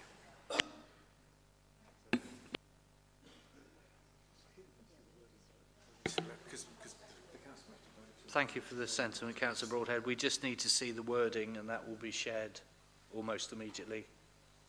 You just bear with us, members. Can we have no contributions, no matter if you put 2 hands up? Yes, I've seen your hands. Can we just hold for 1 moment? Thank you. You need to second it, yeah, I know. But it's not, don't know they've asked from their elbow. I think Richard Jones coming up. I don't know. He's not coming up. He's good. Well, where's his, has he taken his email off? I don't know. Right, put Richard Jones. Or Susan's eyes if she comes up. Oh yeah, send it to her. She can do it. She can ping it to him. No, she's not really. I'm in the wrong email. That's why. That's all right. Okay, do it to Richard Dot. What's his name? We're having trouble with snail mail. Yeah. I'm having some trouble. Yeah, Richard Dot Jones at BCP.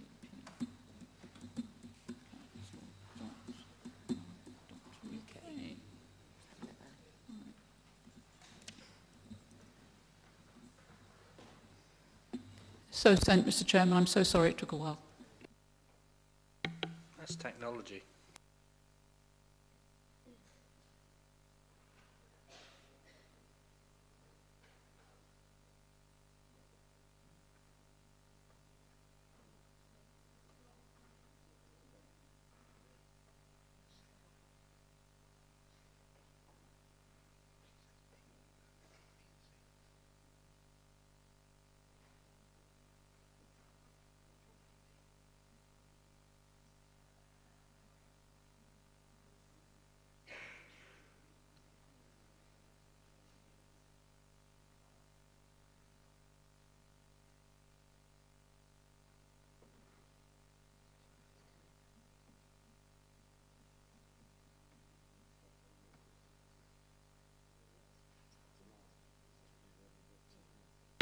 It's arrived. We're just checking the wording now. Thank you.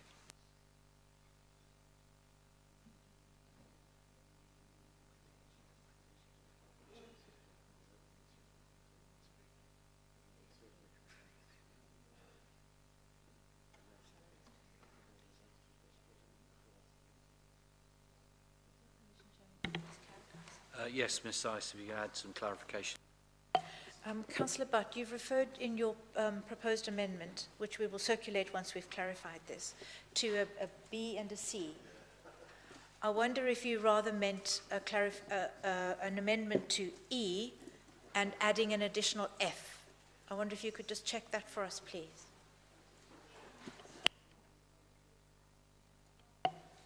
Because matters B and previous have already been resolved by Cabinet. If I can help, Chair. I'm certain that I can't see, but I'll trust your good judgment on that, Ms Syce. I'm sure that's fine. Thank you.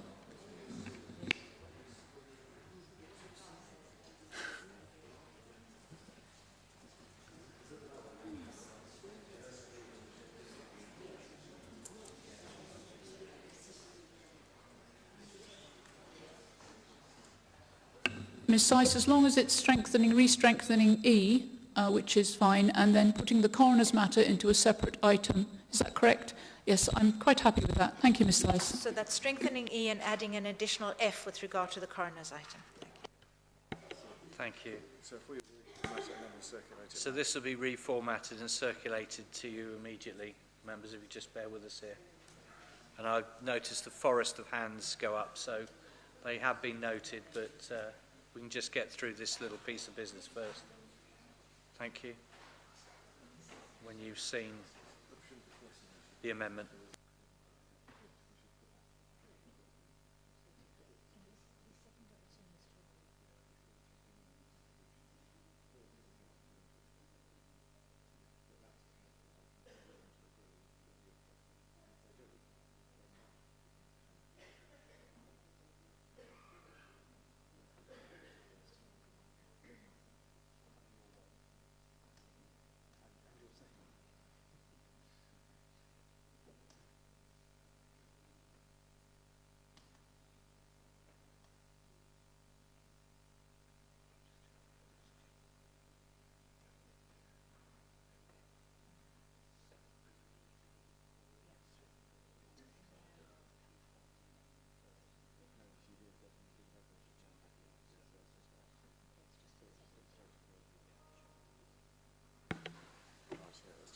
I guess it's all arrived by the chime.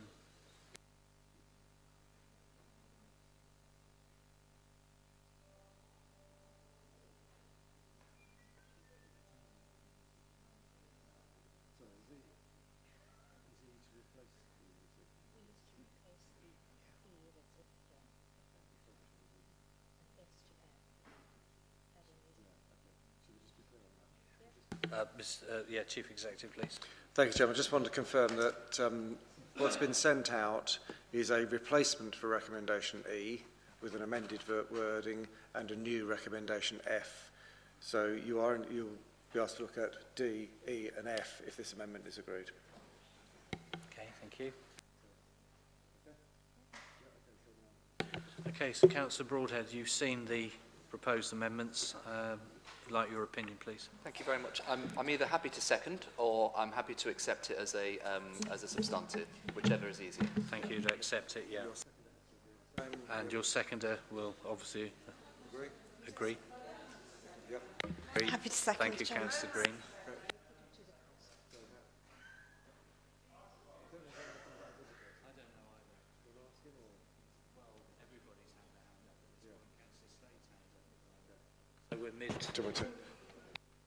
So when the proposer of a motion, in this case the leader, accepts an amendment, and that amendment's been proposed and seconded, and then that is I thought Councillor Bagwell indicated that she was seconding it. I was led to believe Councillor Bagwell has seconded it. Chairman, I'm happy to second Councillor Butt's amendment. Thank you.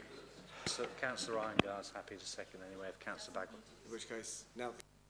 So in which case, Chairman, the question now is, does the Council as a whole agree that that becomes the new substantive motion? Yes, so does the Council as a whole agree that that... Straight majority, no discussion. Straight majority, no discussion. Agreed, agreed. Thank you. Anybody against? Abstain? No, thank you. Motion for discussion. So that is now the substantive motion for discussion. Right, there's only 2 or 3 people who haven't had their hands up in the last 10 minutes, so this is going to be a little bit difficult. Well, the hands I can see at the moment, Councillor Stribley, Councillor Slade, Councillor Trent, and we'll go back from there. Councillor Stribley. Thank you, Chairman. Just a query. I wonder if somebody could answer this question. Whatever is decided here tonight doesn't actually bind a future council, does it? Because a new council can make a new decision and change what is decided already. Am I correct in that assumption? There is a specific part of the Constitution that will give a limitation to that, please. Sorry. So, Councillor Stribley, yes, the new council can make a new decision, but not until after a period of 6 months from the date of this decision. Thank you for that clarification.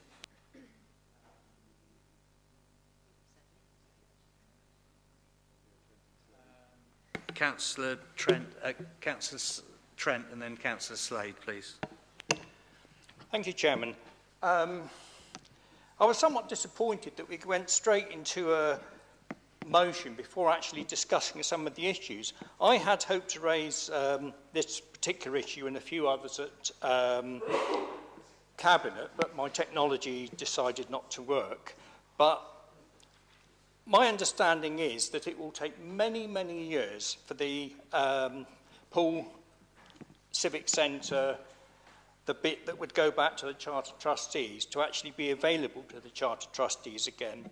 I found, as Mayor of Poole for the last 9 months or so, wildly frustrating because we've had no base.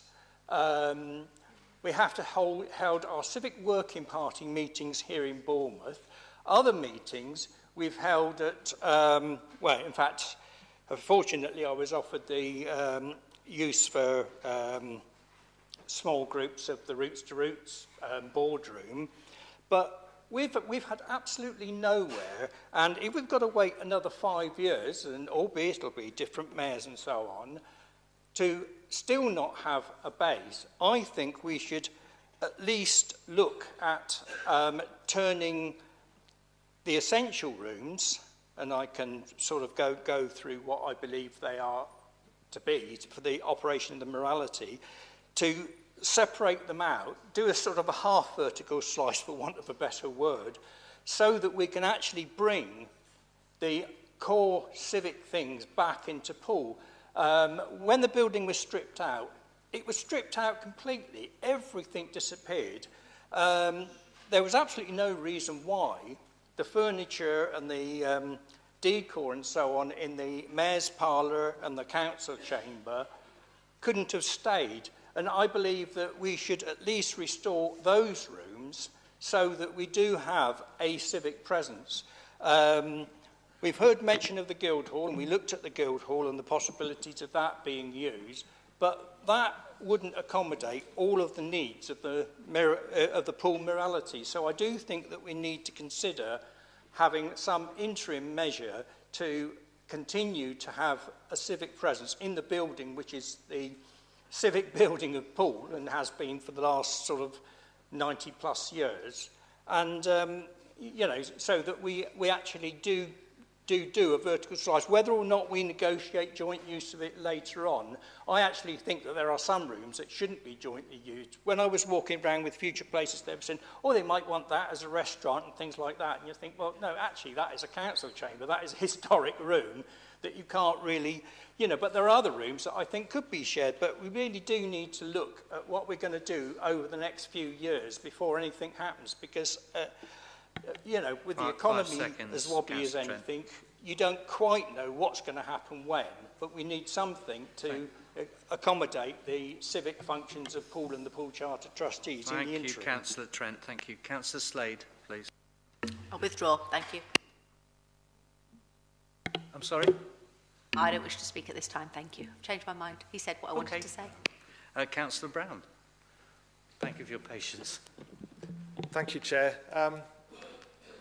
We've already heard from members of the public earlier in the public questions at the start of this meeting some concerns raised about this whole proposal with future places.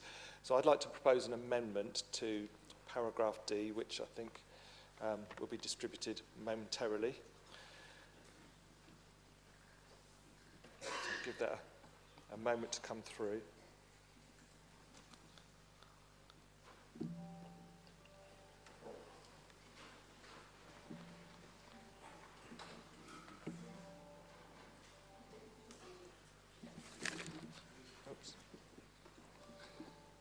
So yeah, my amendment, I'd like to, rather than agree to move the project to full business case, I'd like to resolve that this council resolves not to move the project to full business case stage and not to commit costs estimated at 1.061 million at this time. Instead, to pause this project for further consideration of the outline business case for the former Pool Civic Centre site as set out in Appendix A to this report, and further consideration of the potential costs and benefits of the options contained therein by the next administration of this council following the forthcoming May 2023 elections. My reasons for this are many, but I'll try to keep them reasonably brief. And I'm particularly concerned when I read through the detailed report about the financial implications, particularly from paragraphs 48 onwards. And I can do no better than really read some of what's quoted in the report. You know, paragraph 48, should costs be incurred by the council for capital schemes which subsequently do not complete as intended, the costs would need to be written off to the council's revenue account. No provision has yet been made in the council's medium-term financial plan for such an event, and therefore any write-off would create a financial pressure in the year it occurred. If this doesn't pan out as it's hoped, and we have to write things off, services to the public are going to suffer, because this will be a pressure on the revenue account. We'll have to find cuts elsewhere to cover it. Particularly paragraph 52 talks about it would require the council to borrow £43.8 million using prudential borrowing over 50 years.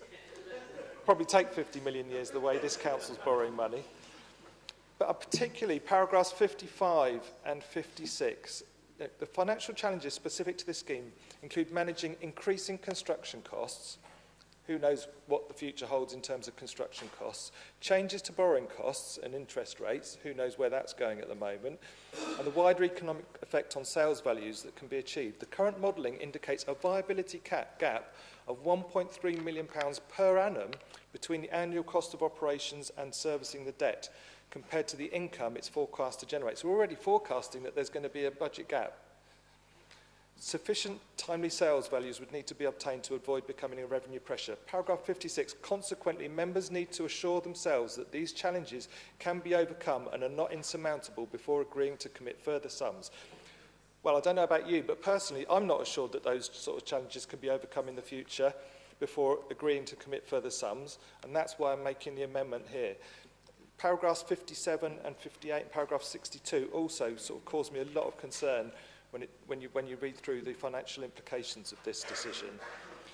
So yeah, I'd like to propose my amendment. I think I've got a seconder. Mr. Chairman, I'll make a point of order before it's seconded, please. Councillor Green. Thank you, Mr. Chairman. Under Procedural Rules Appendix 3, paragraph 9, I think it is, paragraph 6, an amendment shall not have the effect of negating the motion before the Council.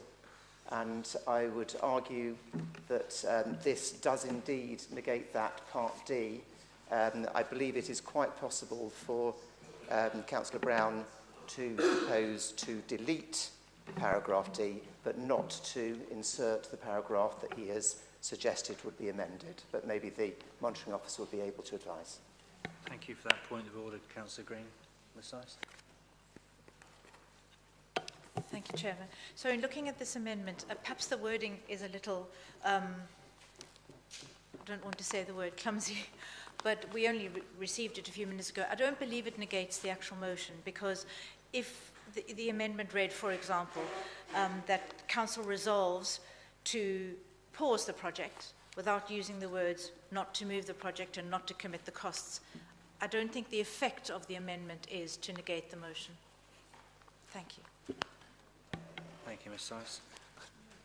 So yeah, I'd like to propose that amendment, and I think there was a seconder. And you have a seconder, and Steve. And I'd also like to, whether it's now, ask for a recorded vote, because I think at this time it's important that the public know the names of councillors who are going to agree to put a further £1 million plus at risk of council taxpayers' money at risk for such a project. So I'd like to ask for a recorded vote on this as well.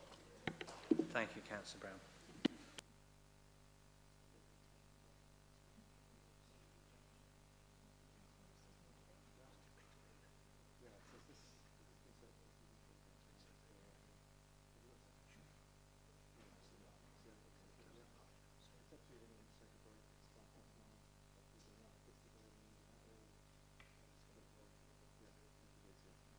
I think, members, if you'd agree with me that we're just over the 2-hour stipulated break time. So I would propose that we take a break at this moment and reconvene in 15 minutes' time. Thank you.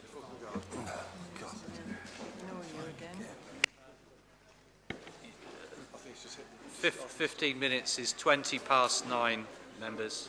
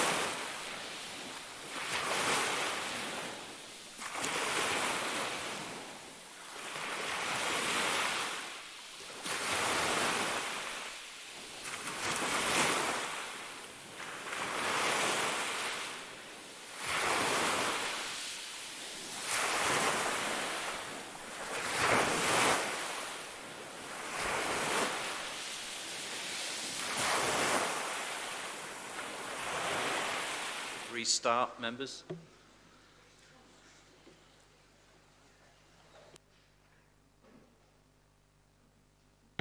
Okay, thank you. Live stream has restarted. Before I continue, members, a couple of members have come to me during the break saying that there seems to be a number of general conversations going on through debates, which for those members who find it relatively hard of hearing, they can't follow the debate. So if you feel the urgent need to have a conversation, please consider those around you who need to listen and want to listen to what's going on. Thank you. I'm just about to call Councillor Bartlett, who's walking around with his laptop. Okay, Councillor Stribley, thank you. So we're only one or two members missing now. Okay, well, we've restarted. So we left it at the point where Councillor Brown had brought forward his amendment, which I understand has been circulated. It's been seconded by Councillor Bartlett, but Councillor Bartlett hasn't had the opportunity to speak. So I would like at this point to call Councillor Bartlett to enunciate his seconding of the amendment. Thank you, Chair. Yeah, I'm very happy to second this amendment, but I reserve the right to speak later if I may. Thank you, Chair. Bingo. Thank you, Councillor Bartlett. Councillor Hadley, I understand you, and thank you for your patience this evening. Thank you. Thank you. I was actually indicating earlier to try and help, but please I do have something to say on this item, so that's great. Thank you. Item 7 of the report highlights the purpose of an outline business case to confirm that it's feasible and worth pursuing to detailed design and to consequence significant further full business case and planning costs. I'm not sure that this has been fully achieved, or that the dying meeting of the current council should be baking these costs in for the next council period, as Councillor Stribley indicated earlier. There are rateable value costs in having it sitting idle, and yet we're told that the continuing car parking on site brings in equivalent value to those costs. An ongoing selective parking study is referenced as not yet in place, but the paper highlights 60,000 uses per annum of the car park, with the Civic Center being empty. This provides a meanwhile use, but it needs resolving. The coroner's function caught left hanging by the change of direction, and that needs clarity. Sadly, due to the neglect of the building over decades under conservative austerity, the costs of basic backlog maintenance are significant. And when this is added to the development work to make this a boutique hotel, I am advised that it could make it very uneconomic, unfavourably higher costs per bed per night than the most prestigious hotel in the whole area, which is located out in the countryside in a very pleasant surroundings, not the middle of a roundabout. There was a discussion about whether the mayoral functions could be better served in another building, specifically the Guildhall, retained within council control. This was highlighted but not followed through in discussions, but not followed through in the document. I hadn't seen the amendment, but I support the amendment because I think it's wrong for the decision to be made tonight, with a number of questions that I've highlighted outstanding, and better to defer it for the new council to consider. Thank you. Thank you, Councillor Hadley, and again, thank you for your patience. Any other contribution? Councillor Butler. Thank you, Chairman. Yes, the thing that worries me is the lack of public consultation. We didn't even have a survey of residents' ideas and options before the outline business case, which would have been very helpful to enable future places to go through different options. I actually worked on the working group for the Pool Civic, and we were only able to talk about the vertical slice. We weren't ever able to talk about the rest of the building, and it was only then later given that that would be looked at for coroners plus accommodation, which was never going to work as two things together. So another option could have been given. When the Pool Charter Trustees met in January, we only had a verbal report of what was going on with future places. And the only time we saw the fruition of the internal formation of the civic building was at Cabinet, 8th of March, where the plans or drawings were shown of what might the bedrooms and things look like in the hotel, proposed hotel. So I was very disappointed that the coroner use wasn't even considered at the case, and also that the cost of all this, which has been discussed, to go to full business case, which is actually going to be in two parts, one for the hotel, one for the residential site, is going to be expensive. And even the cost of spending on the building, are we ever going to get any of this back? I think as well there's lots of risks that have been mentioned, things like cost of building works. And one thing that really bothered me is that it was quoted that the full business case stage, committing costs estimated at 1.06 million. Why is it estimated? Surely it should be a final figure for that, for a business case. And also, why is the coroner's service location being organised in-house and probably in this building here when Poole Civic Work Group and officers had looked at Poole Civic? So, you know, why are we using future places for it all if it could have been done in-house? So there's quite a bit to look at here. Thank you. Thank you, Councillor Butler.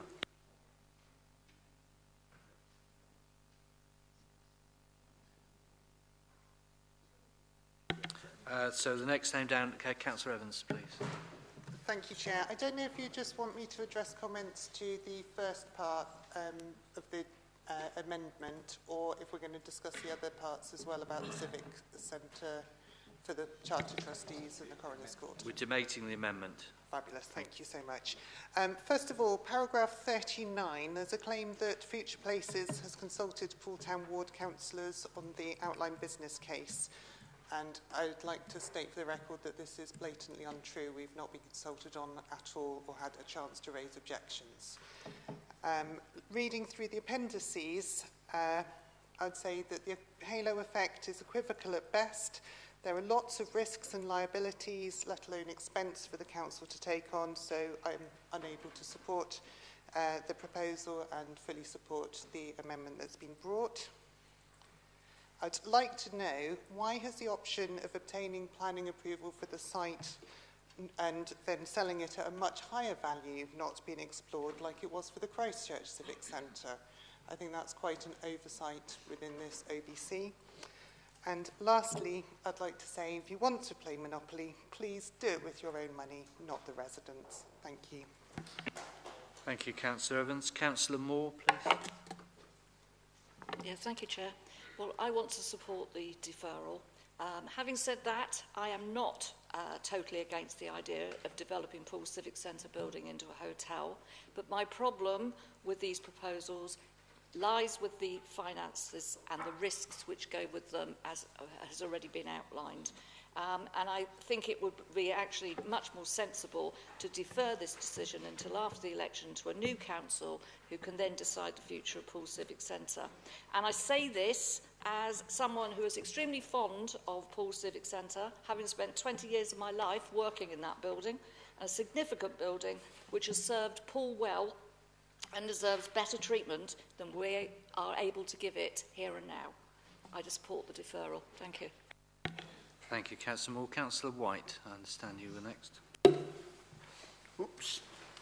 Thank you, Leader.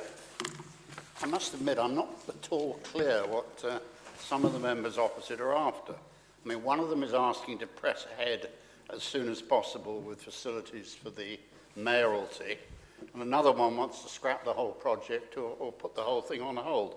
I mean, to me, this is a really important project for Poole and the people of Poole. And let's be clear, we're committing here to a full business case that has a defined and specific budget. It's not a commitment to go ahead with the project. That's something we'll look at further down the line. So I cannot support this amendment. Thank you. Thank you, Councillor White. Councillor Slade. Thank you. So this proposal is to spend more money now, 6 weeks before this council winds up and a new council starts, with 76 fresh councillors with 4 years ahead of them. It's also 6 weeks until we expect to hear from Lord Kerslake, the non-executive chair of Future Places, on the timescale for his full review into BCP Future Places. Now, I met with Lord Kerslake last week and I told him that we fully intended to submit a proposal to defer a decision on spending more money on this project. He was, as you can imagine, a little disappointed, but he understood that it wasn't appropriate, in our mind, to commit the future council to the spending of over £1 million at this point in time on a project that has so many risks and so many unknowns. This proposal is not suggesting that we don't go ahead. It's suggesting that we don't go ahead at the very last meeting of a council when we have no idea what Lord Kerslake's review is going to say. He has promised a review into the scope, the scale, the direction of Future Places, and that is due towards the end of May. Why would we rush this through now, committing money for a project that one council has just said may not even go ahead, when we are simply suggesting that we press the pause button until the new council can make sure that every one of the new 76 councillors is able to be fully briefed on how Future Places works, give Future Places a fresh start and potentially a fresh impetus, and make sure that everybody's behind it, everybody's been consulted, including the ward councillors in Pooltown. We already know that at least one of the councillors in Pooltown will be new, because Councillor LJ Evans is not standing again. So that new ward councillor deserves a right, if nobody else. I have also confirmed at our members' engagement meeting last week, where the leader was present, that this is the sort of project that all members should be getting a big oversight on, and the Pool Charter trustees have had a very brief briefing, but really not enough for such a significant project. So I completely support the pausing of this project and let the new councillors make their decision in May. Thank you, Councillor Slade. Councillor Howell, please. Yeah, thank you. Yeah, it does worry me that we can have a statement in the report right up front saying that ward councillors have been consulted and indeed agree with the proposal, when in fact, no, we haven't been consulted. You know, we haven't heard anything more than the comments and the address made to the Pool Charter trustees, where we had a discussion about this actually the day before the business case was actually published, so we hadn't even had an opportunity to read that. So, you know, what value can we put in the consultation processes generally if you know, that falsehood is included in a report? I've always been a strong advocate of maintaining the civic function in a proper way that allows the mayor to do his duty or her duty. And but it has occurred to me recently that, you know, a lot of the with the spiralling costs of the proposal, the complications of the proposal, a lot of those are caused by the need to keep the civic function. But we haven't been asked as charter trustees whether there is an alternative proposal, solution. We obviously have the original Guild Hall, the original meeting place of pool councils, and it is perfectly possible that the administrative functions in there that are currently run from there could be removed, a mayor's parlour made, and that turned into a permanent and some might say more suitable civic function. And you know, I think that ought to be put as an option to the Pool Charter trustees, because it might solve some problems. And that's my reason for supporting this deferral, as well as some of the other reasons mentioned. Thank you. Thank you, Councillor Howe. Councillor Bartlett, please. Thank you, Chair. Exercising his right. Yes. I won't repeat the reasons for supporting the amendment that Councillor Slade has stated, and of course the financial considerations that Councillor Brown has made. These are clearly very good reasons to further consider the proposals. Now, I'd just like to mention one issue here, is that the future of the Poole Civic Centre has already been decided by the full council at one point. This council has already approved the use of the building for the coroner's court. It approved it for the civil function, and a budget was assigned to it, and work started. Nobody has reversed that decision yet. Somebody just decided to stop it. And here now we have, another proposal, and it doesn't even mention the earlier decision made by full council. Now, I did raise this at the cabinet meeting, and Councillor Broadhead said, well, that decision was taken hurriedly, and it just shows if you rush a decision, you can get it wrong and make a mistake. Now, actually, there is no reason why we need to rush this decision through either, is there? We can delay it for a few weeks until the new administration is in place, and we can get some of these questions asked, particularly the financial considerations, which are raised in the paper. They are raised. They're raised by Future Places, not necessarily just by Councillor Brown. They are in the report itself. So there is no reason to rush it. We can take a bit more time. It's a major, major decision. We ought to get on board with it collectively across the council. But tonight is not the night to make that decision. Thank you, Councillor Bartlett. Councillor Bagwell, please, you indicated. Thank you, Chair. I would just like confirmation of what is actually left in the Civic Centre, because from what I've heard, all the mayor's boards and the sheriff's boards have been taken and put wherever. We know the regalia is here. So for me and my residents, we'd like to know that there is actually something left inside the building before we go any further. Thank you. Thank you, Councillor Bagwell.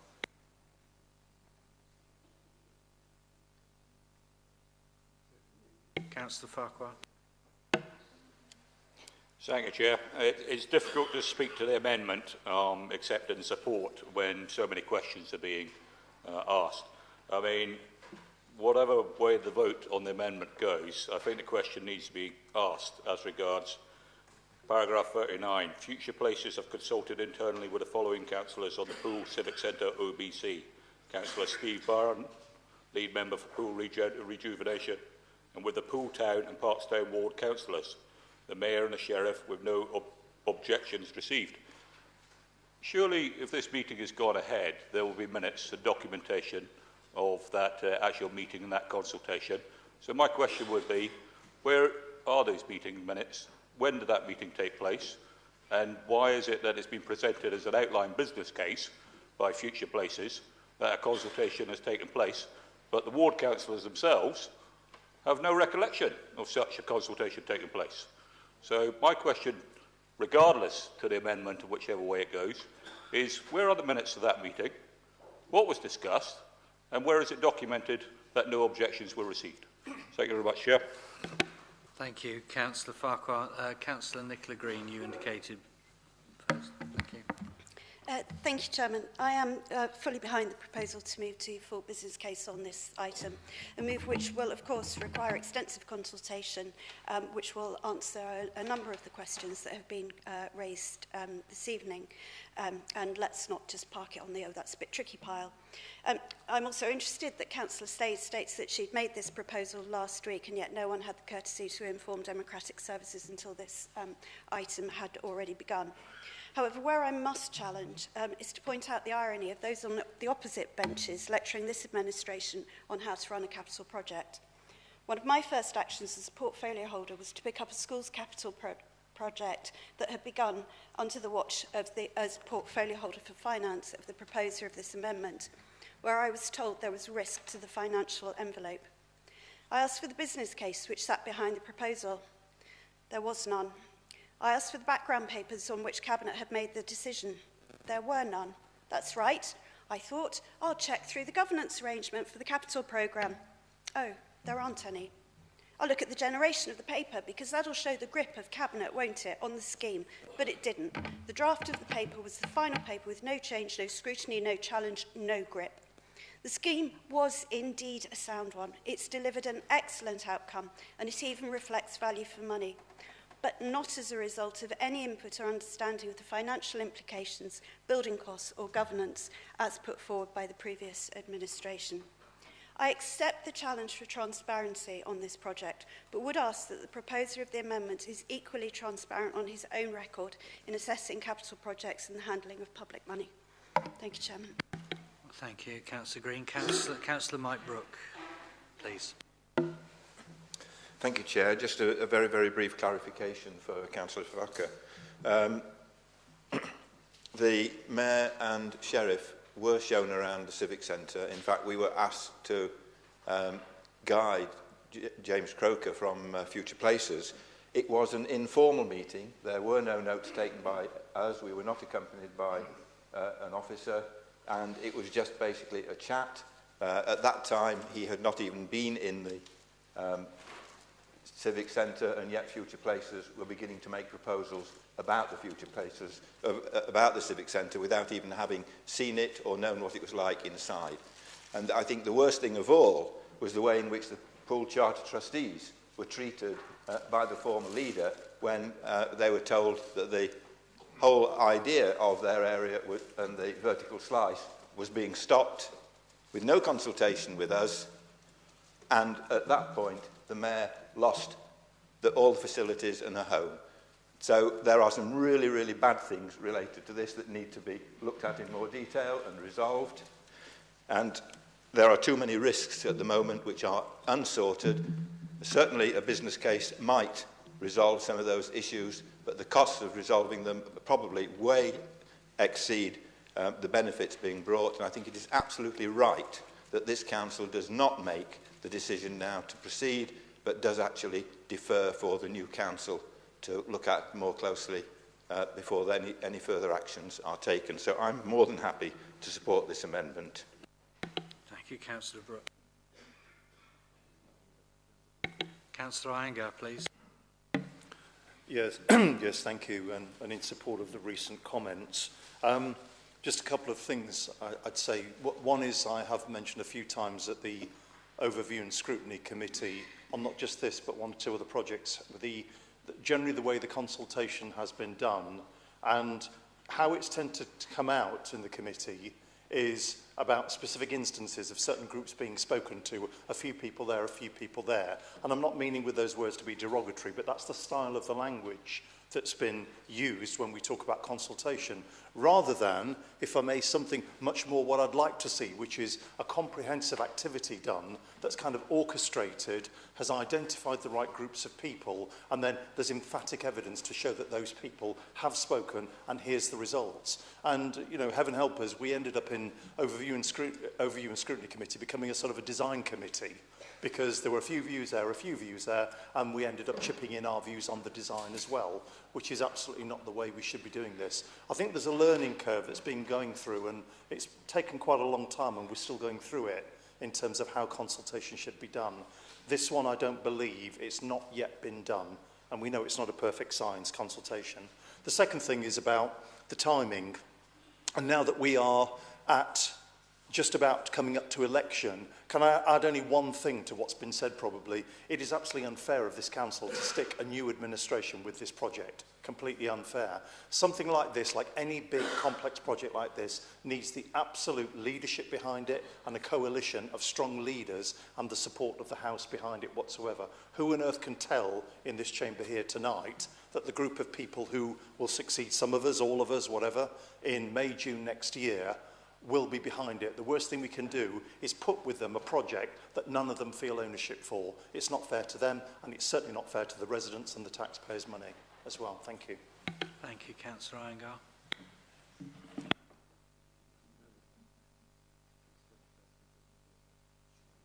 Thank you. I'd like to give the opportunity now to Councillor Brown to sum up his amendment, please. Thank you, Chair. I'm glad for the contributions there have been. There doesn't seem to have been any questions raised, so I don't really have anything more to say to sum up, but I think it's just, as I said before, a project of this importance and this cost, and us making a decision to commit these sorts of funds really needs to be paused and left for the future council to get the decisions right, not just for us and not just for what we want to see happen at Paul Civic Centre, but for the taxpayers of BCP to make sure that their funds are used properly. Thank you, Councillor Brown. Councillor Broadhead, you speak for the original Thank you very much. I've got a little bit more to say to respond to those who have spoken. I'll start with the proposer of this amendment, Councillor Brown, and in his opening talked around pausing this to because of concern about revenue account pressure. Doing nothing is not doing nothing, it's a decision, and in this situation it is a decision to make the situation work. This administration inherited a plan to flog the majority of this building. We didn't think that was good enough, we wanted better, we wanted a plan. Doing nothing in this circumstance, I mean, by the most conservative estimates, it's around £11 million just to bring this building back into a usable building, and of course that would be an unlettable office building. So actually, not doing anything here has probably a greater revenue pressure than just endlessly pausing. Councillor Slade talked about Lord Kerslake's involvement in this and couldn't quite decide whether he's really disappointed with it and we're not progressing, or he's potentially doing a review on this project to cancel it. Well, I can be unequivocal, having spoken to Lord Kerslake on this issue at the most recent board meeting. He is absolutely 100% on board with this and thinks that this is the right plan.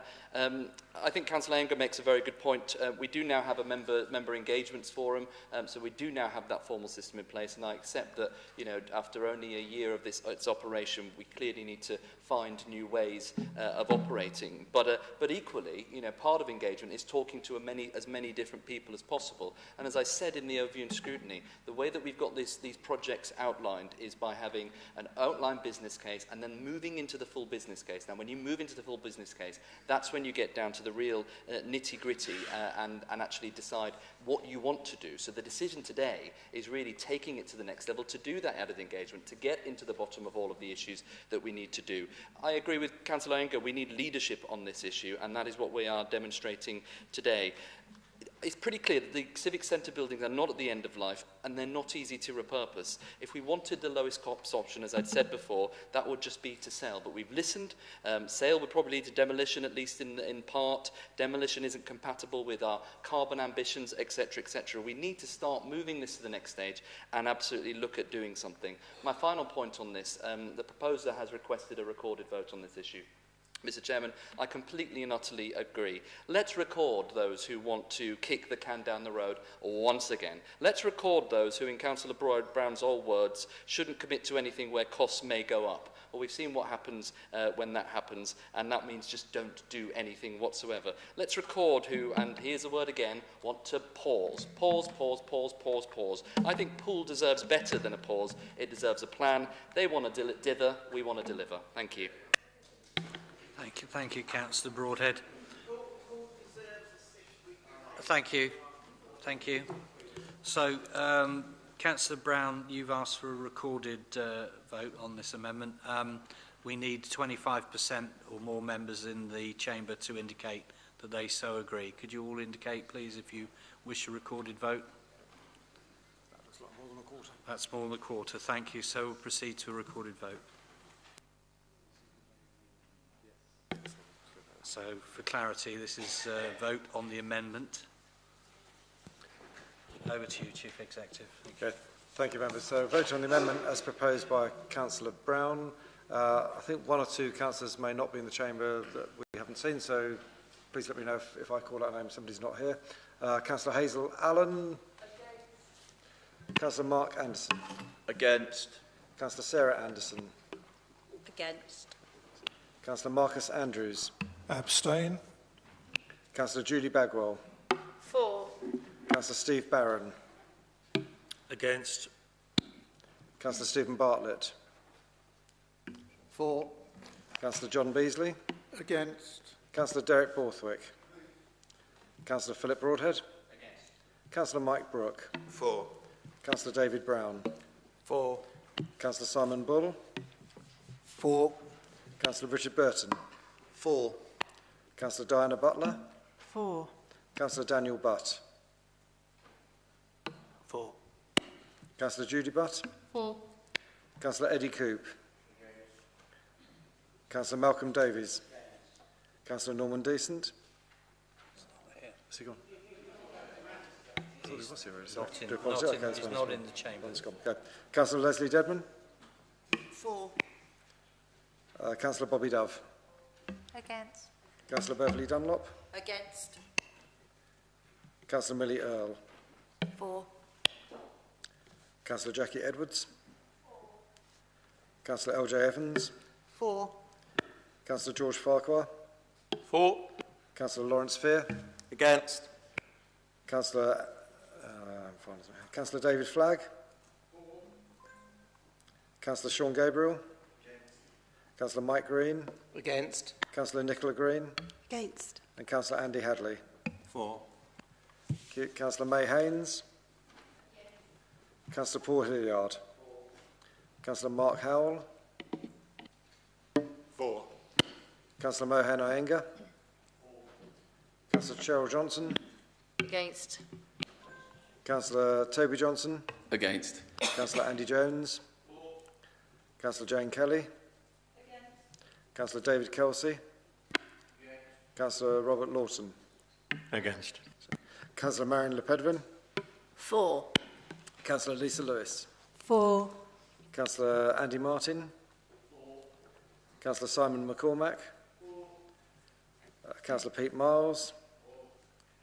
Councillor Sandra Moore. Councillor Lisa Northover. For. Councillor Susan Phillips.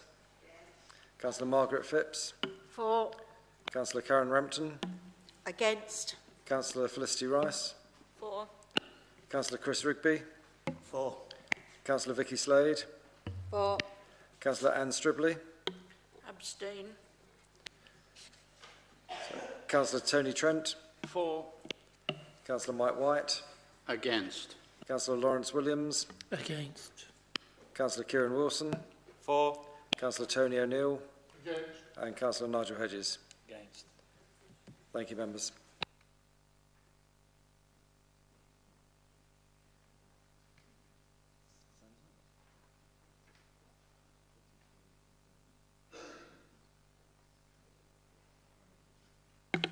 So 33 for, 27 against, so it's carried the amendment.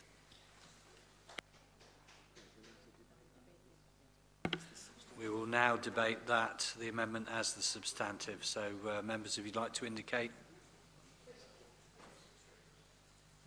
Any more debate? No?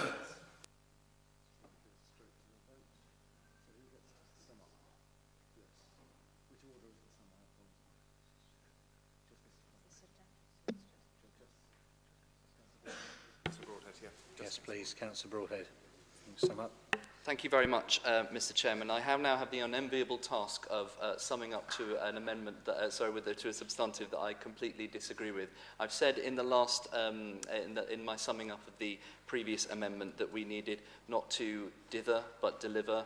The council chamber, in accepting this, has chosen to kick the can down the road and pause. It's interesting that one of the very last things that the now rebanded Unity Alliance did at the end of their administration was to pause their aspirations on the climate change agenda. We've now got a situation where they're pausing the regeneration of Poole. I was quite happy initially to accept the B, the one which the first amendment, which was looking for the permanent position of putting the Poole Chartered Trustees in this building. If we're now going to pause this, I think it's absolutely incompatible with making a decision where we don't know what to do with the next steps, to make that decision as well. Therefore, I will not be supporting the substantive as it stands. Thank you, Councillor Broadhead. So, straight to the vote, never recorded. Nobody's asked for it, so show of hands. Nobody's asked for a recorded vote on this, so can we go to a show of hands? Okay. So, those in favour, please indicate. The amendment. The amended substantive motion. Sorry, Chair, I think you might have to start again and do it.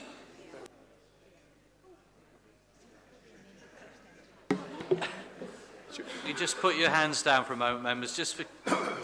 Should we get, Chair, no more debate. Yes, Councillor Iyengar. Sorry, just clarification, Chairman. Is what we're voting on now the motion with Councillor Butt's amendment, with Councillor Brown's amendment?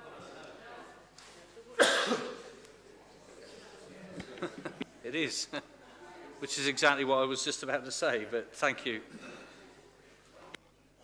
Ms Seiss, could you just spell it out completely clearly for everybody, Okay. please? So Councillor Butt's amendment was accepted by the proposer, and the council agreed that it would be taken in as the substantive. Then we went to an amendment proposed by Councillor Brown, which has been carried. So then we debated the amendment, although there wasn't, then that became the substantive. We haven't had much debate on it, but Councillor Broadhead has summed up. Now we're voting on the motion as amended, both by Councillor Butt and by Councillor Brown. Thank you, Ms. So, show of hands, please. All those in favour?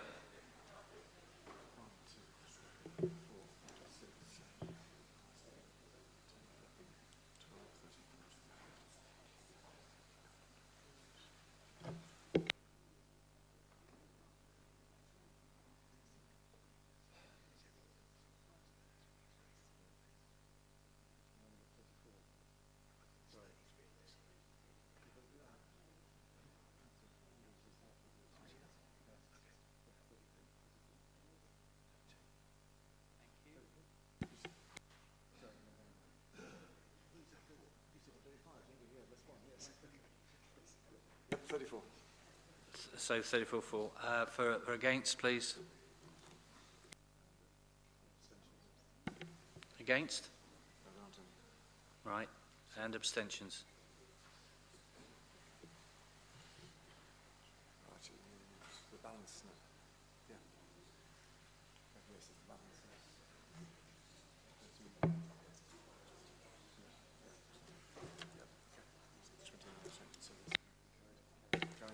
So that's carried, members. For 30.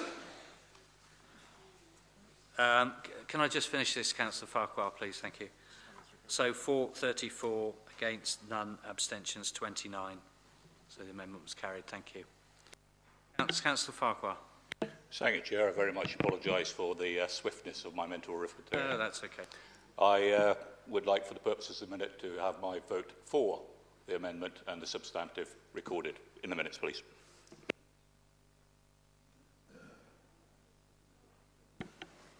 The Chief Executive has acquiesced to that request. Thank you. Item 10, Cabinet, 8th of March 2023, minute number 134, BCP Future Places Limited, outline business case for Christchurch Civic Center site. Councillor Broadhead, I understand that you will move the recommendations, then for Councillor Nicola Green to second the move. Councillor Broadhead. Mr. Chairman, I've got to find the page. Can anybody help me with the page number? Nearly there. Sorry, I'm swiping away. Was it?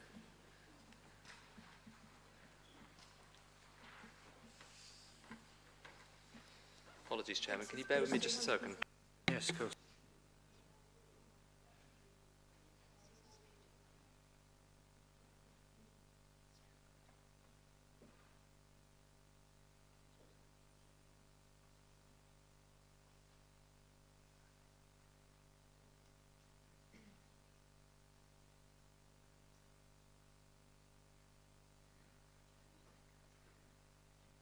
Apologies, Mr. Chairman. Thank you, Councillor. That's fine. I was on the wrong bit.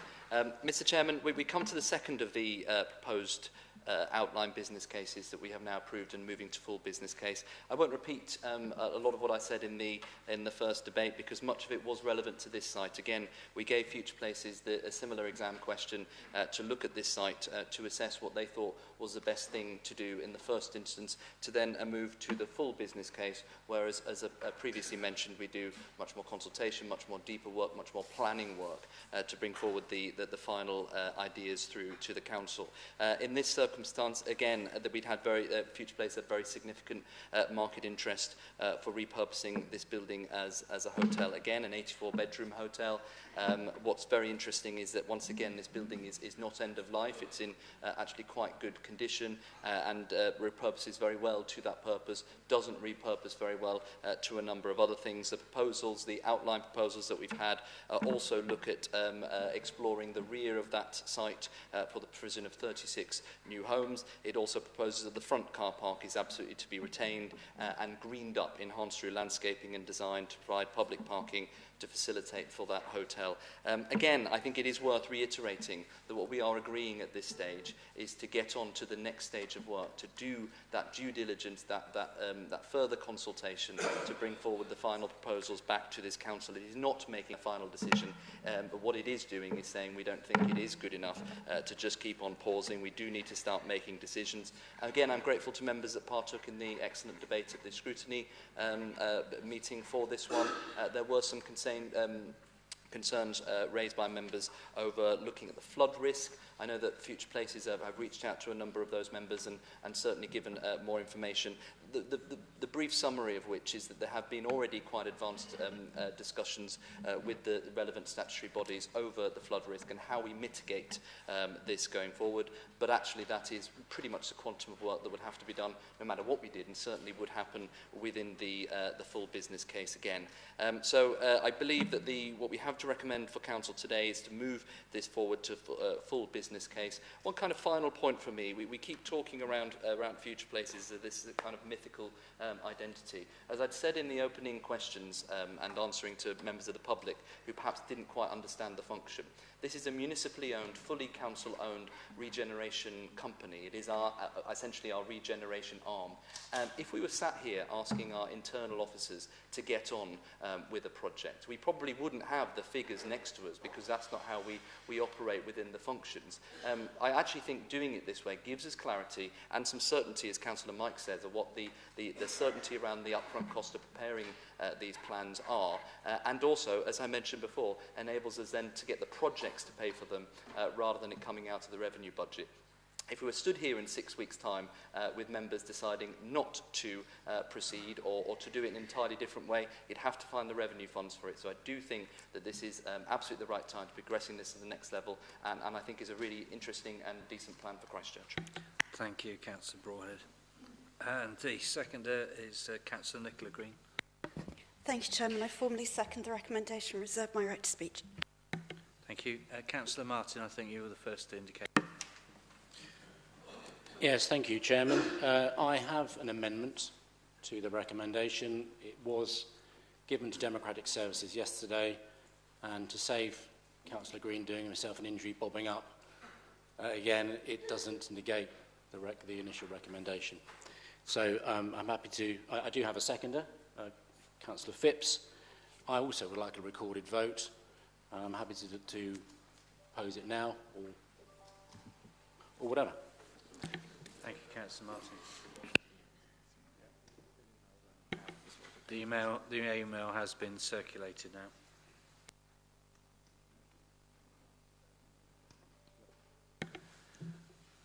Would you like me to read it out, Chairman? Shall we? Yes, please, Councillor Martin, if you would, for the live stream for people. Thank you. It says, it is recommended that in the light of the local elections in May 2023 and the Future Places review currently being carried out by Lord Kerslake, Council defers the decision to move the project to full business case stage and commit costs estimated at £969,000 to the Council meeting scheduled for 11th of July 2023. Thank you, Councillor Martin. So, members, would you like to... Oh, I'm sorry, Councillor Phipps, you seconded. You have the right to speak at this point. Thank you very much, Chairman. I'm very pleased to second this amendment. Sorry, Mr. Chairman, I haven't obviously proposed it yet, have I?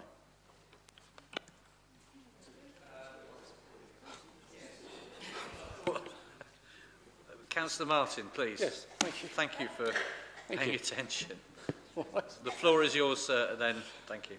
Okay. One thing that we can probably all agree on in this chamber is that the reputation and success of any council rests to a large degree on the trust and confidence the public places in it. This administration, I would argue, really does have a problem on that score. That's become very clear over the last 2.5 years. Even in the run-up to the local elections, there are issues. Inevitably then, in my view, the same lack of confidence and trust, rightly or wrongly, attaches to BCP Future Places.